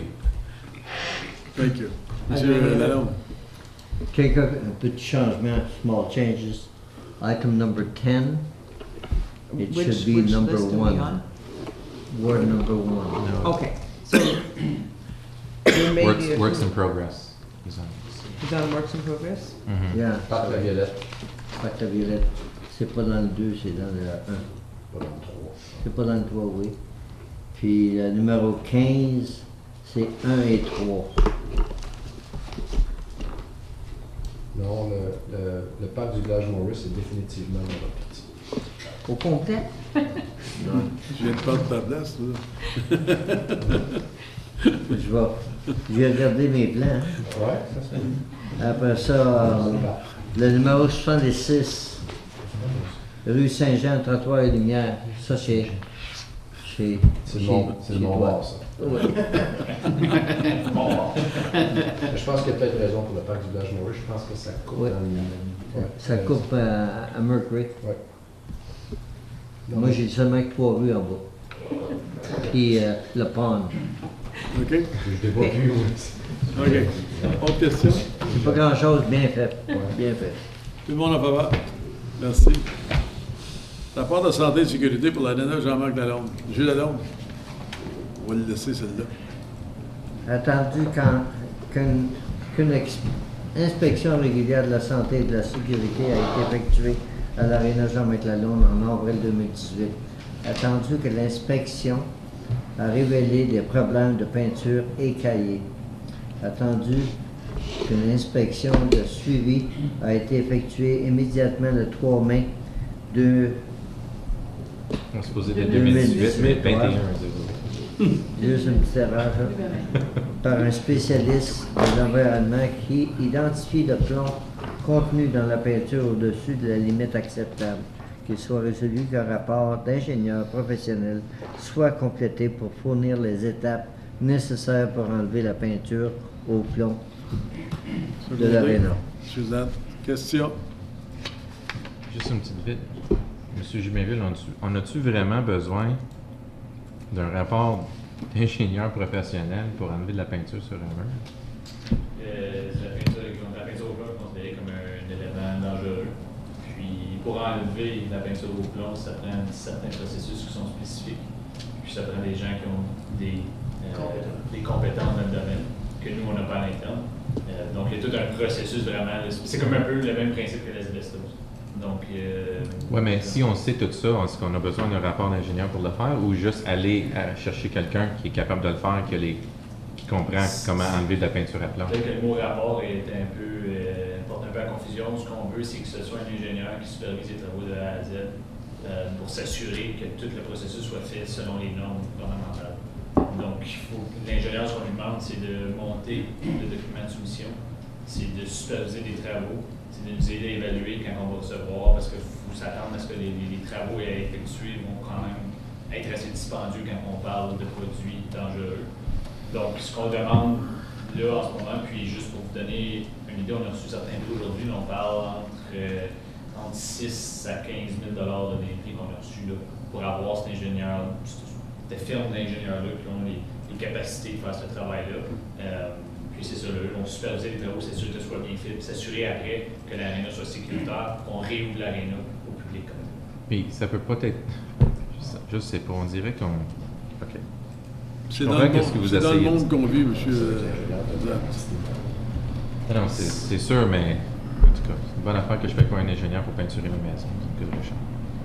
En tout cas, je comprends, là, mais c'est juste qu'on dirait qu'on paye des gens pour superviser des gens à faire du travail de supervision. On dirait que ça finit. Oui. L'affaire, c'est qu'il faut qu'à la fin de la journée, ça soit fait sur le très bien pour que ça passe les inspections. Je serais bien surpris, moi, si la peinture d'une chambre, ce serait qu'il y aurait du plomb dans la peinture, parce que c'est nous autres même qui l'a peinturé. Oui, mais il y avait du plomb dans toutes les peintures. Oui, toutes les peintures avaient du plomb dans ce temps-là. Ça va être toute la peinture, j'imagine? On a fait des analyses, des échantillons, des endroits où la peinture était écaillée. Puis autant dans la salle communautaire en haut, autant sur le mur extérieur, autant que dans les marches pour monter en haut, toutes les peintures, tous les échantillons qu'on a retenus ont une présence de plomb. La présence n'est pas extrême, mais selon les critères gouvernementaux, elle dépasse la limite acceptable. C'est automatiquement c'est trouver l'argent pour. On n'a pas l'argent au budget pour ça. Là. C'est bien qu'on devrait regarder, trouver du monde. Monsieur Fillon, écoutez ça, là. C'est bien qu'on devrait trouver du monde pour faire un comité pour faire des levées de fonds, pour nous aider avec l'aréna Jean-Marc Lalonde. Puisqu'on n'aura pas les fonds, vous savez. Vous comprenez ce que je veux dire, monsieur Fillon? Vous avez participé à la levée de fonds. Ben c'est bien en quoi? Si vous avez de l'expérience, vous seriez parfait là-dessus. Oui, monsieur Lalonde. Moi, je regardais, on a voté 110 000 $ pour la firme pour nous dire que c'était pour les murs qu'on était pour mettre là, avant ça, puis tout ça. Est-ce qu'on a vraiment besoin de cette firme-là maintenant? Parce que là, on va engager une firme pour nous dire que pour enlever le plomb, la peinture avec le plomb. Et puis, moi, le 110 000 $, là, on peut tout bien en prendre pour ça. Je ne sais pas si tu peux apporter des changements à la demande avec Red, puis l'autre section en bas sera envoyée pour le on parc du sauvait Moulet. 55 000, je pense, hein? Monsieur Jumainville? Ben, on sauve 55 000, oui, mais il faut payer le 110 000. Il veut dire qu'on en dépense 55. Allez-y. Once we know the amount, Mr. Mayor, we will bring back the application.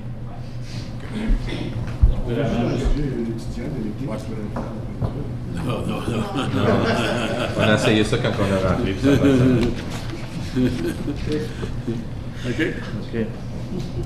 Ancien pour effectuer les choses. Tout le monde en faveur? Oui. Merci. Service de protection. Monsieur Grimard? Certainement. Le rapport numéro PRO 2018-11 au sujet des statistiques mensuelles soit reçu à titre d'information. Secondé. M. Berlinguette. Question? Monsieur Wilson est à l'attention. On dirait qu'il y a, ce printemps, il y a eu, there was a spike in the number of residential fires and house fires. That's not just my imagination, right? We've had, through the mayor, we've had a disproportionate number of fires in the last 6 months, structure fires in the last 6 months. We tend to look at those numbers over a longer period of time because they can come in spikes and valleys. So. But we are investigating anything that's suspicious? We don't have anything to do with investigations. The fire department's responsibility is to investigate cause and origin of the fire. If it is deemed suspicious, it is passed to police as a potential criminal investigation. It becomes a policing matter. Has the investigation been completed for Edward Street? Some samples were taken by the Office of the Fire Marshal. I have not heard the results of those samples yet. Again, typically if they did come back with something that was unusual, it would be forwarded on to police as it becomes a police file. When are we planning to have this house demolished? That is a building department matter at this point. It's no longer fire department, so it would fall to the building department to follow up under the building code. I'm sending an email tomorrow regarding another one, so I can look at it. There's more than one. So. Exactly. Autre question? Non? Tout le monde en faveur? Merci. Thank you for the report. Un rapport informatif relativement à l'utilisation des firmes de consultants. Step up, monsieur Suzanne. Il aime ça comme... he waits till he sees who laughs, who grins, and then he's like... I just want to wake you guys up. I'm awake. Almost 10 o'clock.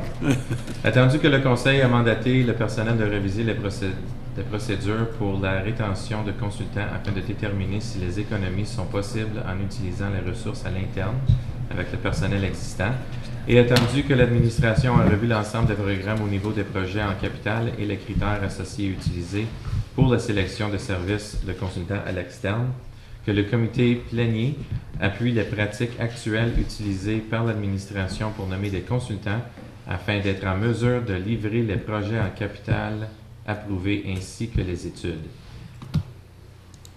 And now, be it resolved, on dirait que l'anglais est mélangé avec...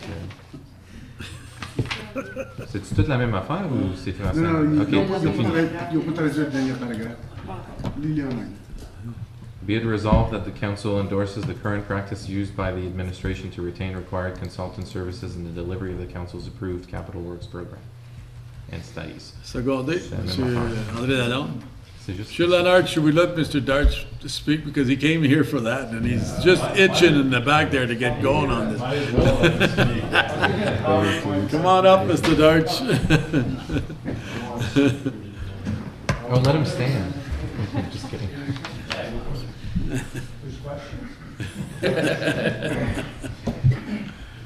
You get the honor to sit next to Mr. Keel. If that's an honor. No comment. Like old times. Go ahead. Oh, you know. No other questions? No, we just want you to resume basically the report stage. Do you want me to- Explanation. yeah. I mean, I think the report speaks for itself.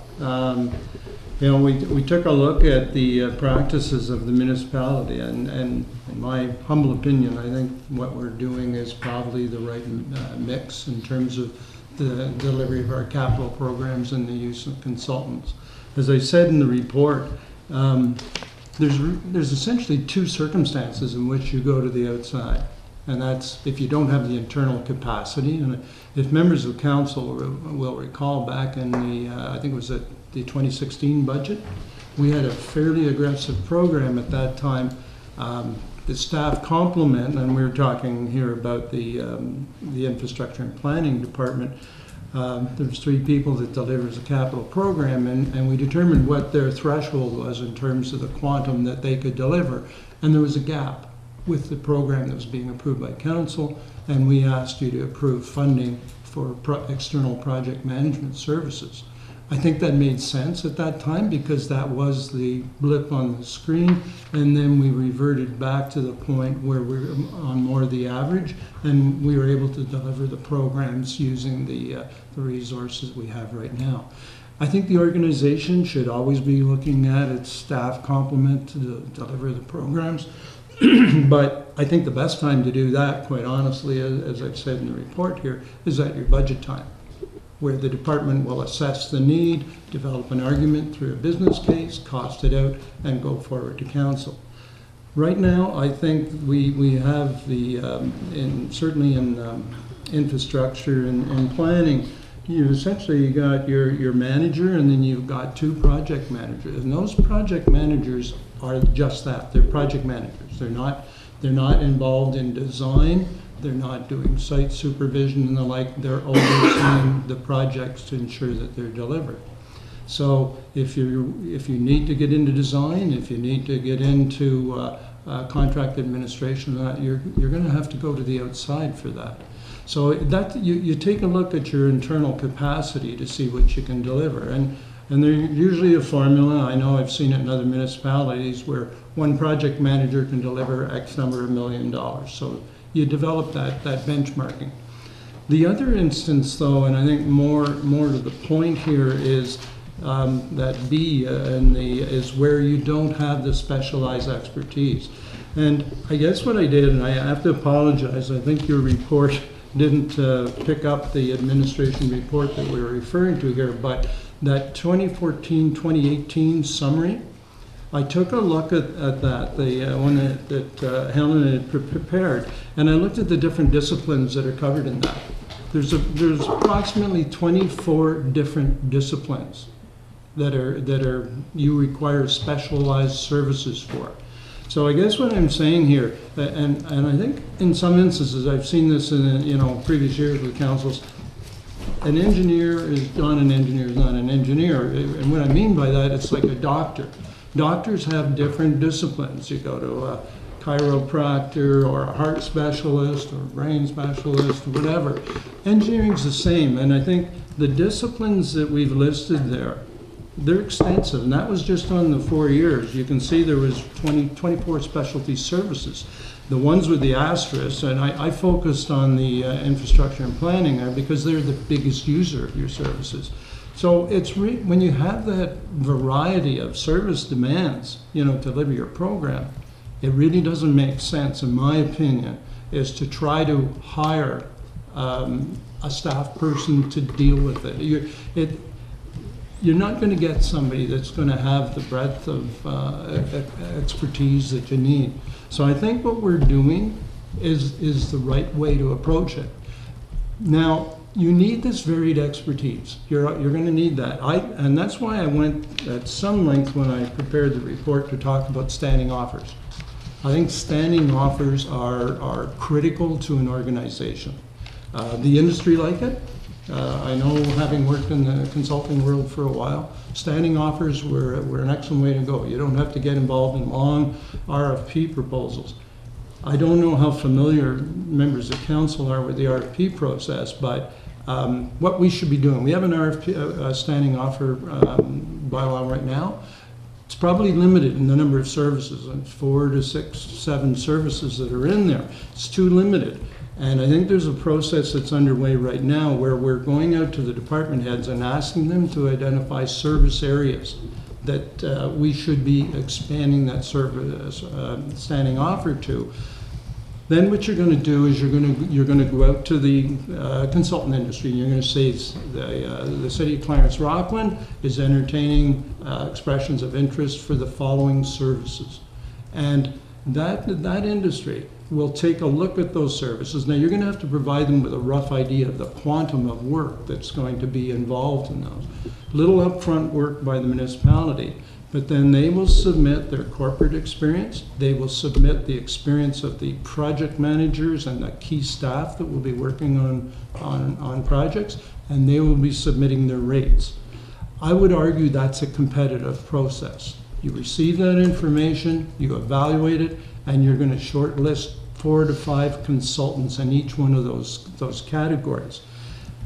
What are the benefits of that? Why go through all that? And the benefit is you can get your projects off the ground faster. The industry likes it because they've already submitted their RFP, you've evaluated it. So if you have a project that comes up that requires, let's say, geotechnical work, you go to a firm X that's at the top or the first 2 and you ask them for a proposal. So they're going to give you a 2-3 page proposal of their understanding of the scope of the work.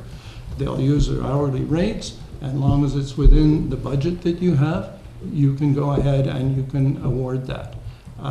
It's a much more streamlined process, and it's one that I don't think we're leveraging right now. So it is underway.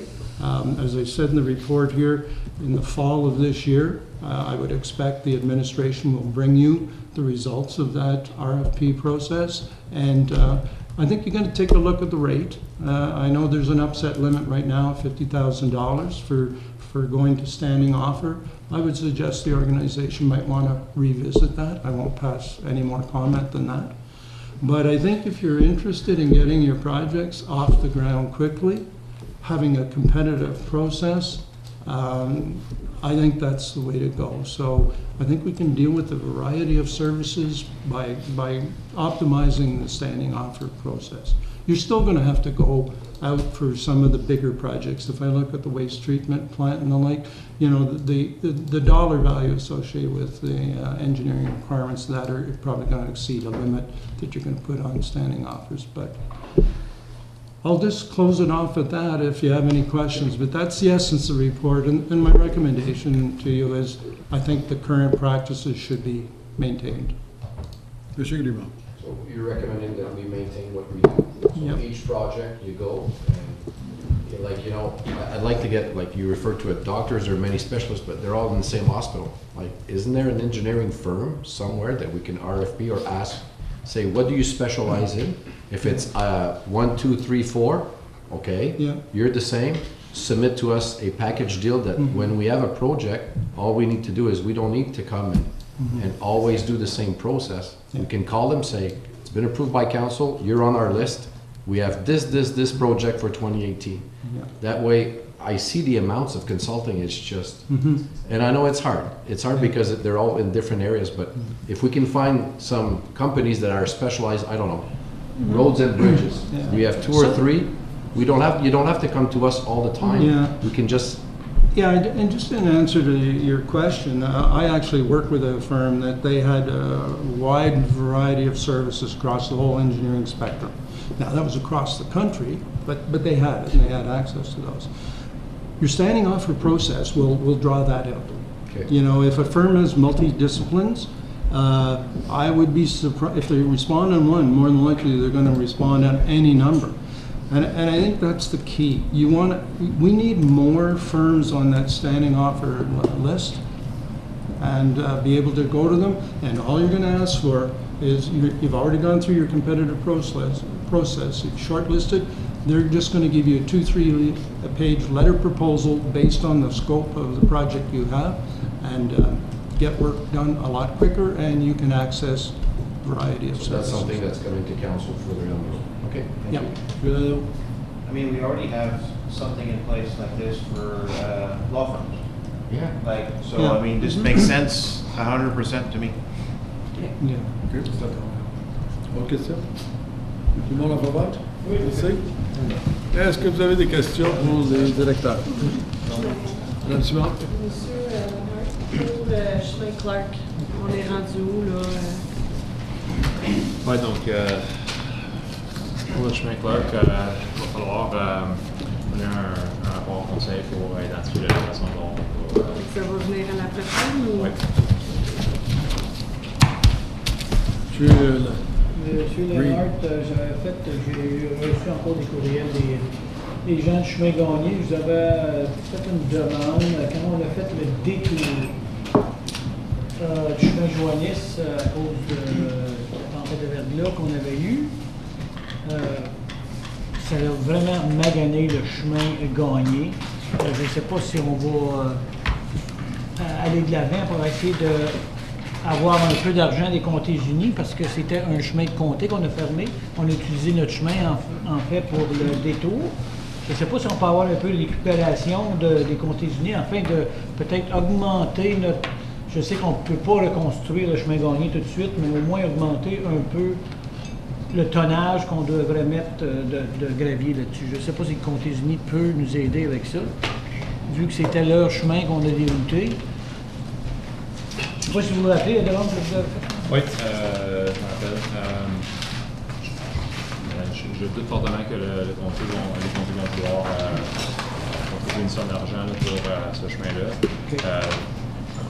Surtout considérant que c'était durant l'hiver, quand que la rue allait pas faire les half-loads, allait considérer la structure, elle devrait être considérée comme adéquate pour pouvoir supporter les véhicules.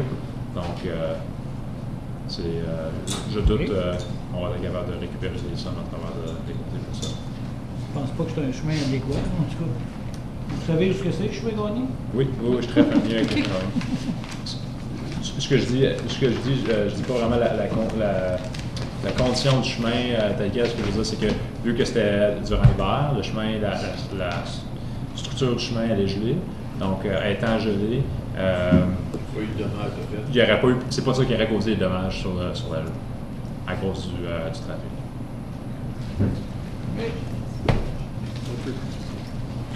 Trois questions pour M. Juvenlet. La première, celle qui est la plus facile, le tennis. Les lumières s'allument tous les soirs. Il n'y a absolument rien. Il pleut, les lumières sont allumées. Ça serait avantageux pour nous autres de mettre la boîte là, que tu mets un token dedans pour contrôler les heures qui sont, quand les gens sont là. J'allais juste dire, c'est une affaire de sécurité aussi dans les parcs. Je sais pas si... Mais il pourrait en avoir une d'allumée au lieu de toutes les lumières. Monsieur Juvenlet, ça serait... On est en train de regarder pour le tennis à la main ainsi que le tennis à Rockland. On a des dispositifs que les gens activeraient une fois l'utilisation pour une certaine période de temps, pour une demi-heure, 45 minutes. Donc on est en train de regarder à ça. C'est quelque chose qui est quand même assez dispendieux, donc on devrait connaître avec une solution. L'autre point, c'est que j'avais demandé les détails concernant ce qui est paru dans la vision la semaine dernière pour l'aréna. Ça a laissé l'impression aux gens que pour la garder telle qu'elle est, ça va coûter 1,9 million, l'aréna et le garage. Faites quoi que ce soit à l'aréna, les coûts, le 525 000 $ que vous avez écrit, le 750 000 $ que vous avez écrit, qu'on fasse rien, c'est ça que ça va vous coûter. La toiture, elle coule, il faut qu'elle soit réparée. Après ça, vous avez le fire alarm, il faut qu'elle soit installée. C'est tout. Pardon? Le fire alarm, c'est au budget, je pense. Oui. Ouais. Tout ce qui est écrit là, il n'y a pas un sou d'extra qui devra dire aller selon la décision qui répond à la décision qui était prise. C'est toutes les affaires qu'elle a qui étaient mentionnées, 1,9 là, il n'y a aucun changement avec ça. Qu'on continue tel que c'est là, il n'y a pas de changement. Donc le 1,9 est écrit dans la vision, je comprends bien? Oui. Okay. Donc est-ce que c'est une question ou vous voulez que... Ben, je crois que les gens sont sous l'impression que la décision qu'on a prise, ça va coûter 1,9. C'est absolument pas faux. Ben, il y a des coûts reliés aux rénovations, là, peu importe. Donc, peu importe, oui, justement. C'est pas parce qu'on a pris une décision qu'on garde l'aréna ouverte que ça va coûter 1,9. Ça va coûter ça pareil. Ça aurait coûté ça d'avant. Il faut que ça coûte ça. La toiture qui coule depuis à peu près 10 ans, plus qu'on attend, plus ça va coûter cher. L'autre question, j'avais ça pour M. Reinhardt. Oui. Leonard, plutôt pour Reinhardt. Le 2 mois passés, j'avais apporté le sujet qu'il y avait plusieurs lumières. Il y en a 10 sur la rue Laurier qui sont brûlées. Mais la rue, au coin de Sylvain et Héritage, c'est depuis le mois de janvier. Mais j'ai eu la réponse l'autre fois, ben, est-il capable d'attendre 6 semaines parce qu'on va commencer à installer les nouvelles lumières.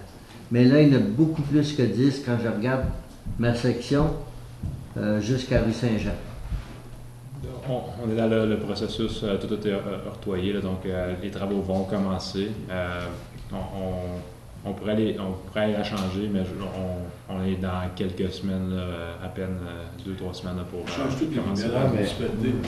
Je suis super d'accord avec ce qu'il dit. On parle de la sécurité des résidents. Pour moi, il n'y a pas de prix pour ça.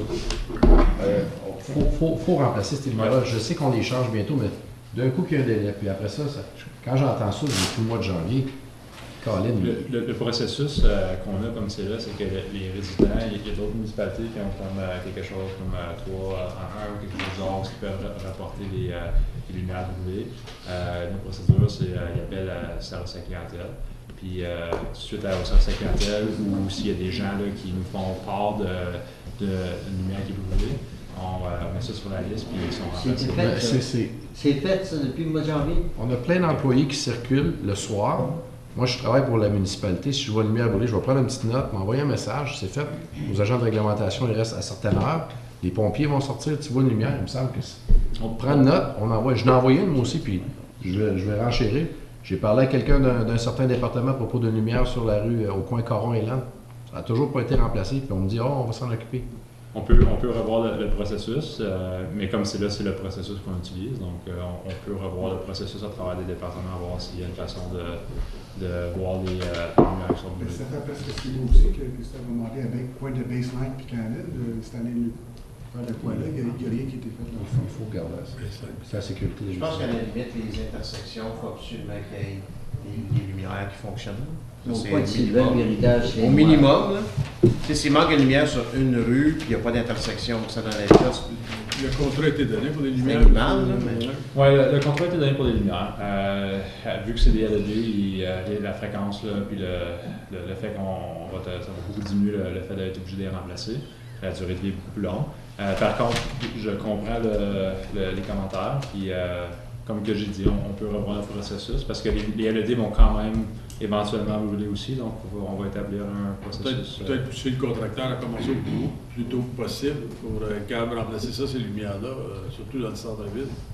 Oui, on travaille avec les gens. Je continue avec ça. Là. Sa rue Laurier, il y a tellement de poteaux qui sont coupés de la moitié. C'est une la rue est laissée aller comme c'est là, la rue du commerce. Là. Des poteaux de brisés, ça va quoi? 2-3 ans? Ouais, ils n'ont pas été remplacés? Oui, mais c'est parce que c'est nous autres qu'on n'a rien mis dans le budget pour les remplacer. Ouais, ils ont mis de l'argent dans le budget. Des lumières, là. Mais les lumières, mais là, tu changes des lumières, ça ne change pas le poteau. Non. C'est ça que je veux dire. On avait parlé des poteaux, puis comment ça allait coûter, mais je ne me rappelle pas d'avoir mis quelque chose dans le budget. Je pense qu'on avait parlé de juste les peinturés, pour être rendu à 400-500 000 pour les peinturés, pour être rendu à 700-800 000 pour tous les remplacer. Ouais, je vais me lancer dans une compagnie. Oui, à partir de la rue Edward, aller jusqu'à l'hôtel de ville, il y en a au moins 4. Oui, d'accord avec vous. Totalement d'accord. Il y en a qui arrivent de aussi à Saint-Cyr. Ouais. OK. Ajoute. En parlant de lumière, sur le chemin de Champlain, je t'en avais parlé, je pense, puis à Yves Roussel. Sur le chemin de Champlain puis Henri, là, au coin, on avait demandé qu'on regarde là-dedans parce que c'est très noir. Champlain, Henri, non. Ça fait au-delà de comme un an là, qu'on n'en pas, puis regarde. Il y a celle-là, puis celle comme on a mentionné, là, au point de Canam, puis je me rappelle pas de celle-là, moi c'était celle-là, le Champlain. C'est comme vous que je l'ai. Ajournement à 10h17.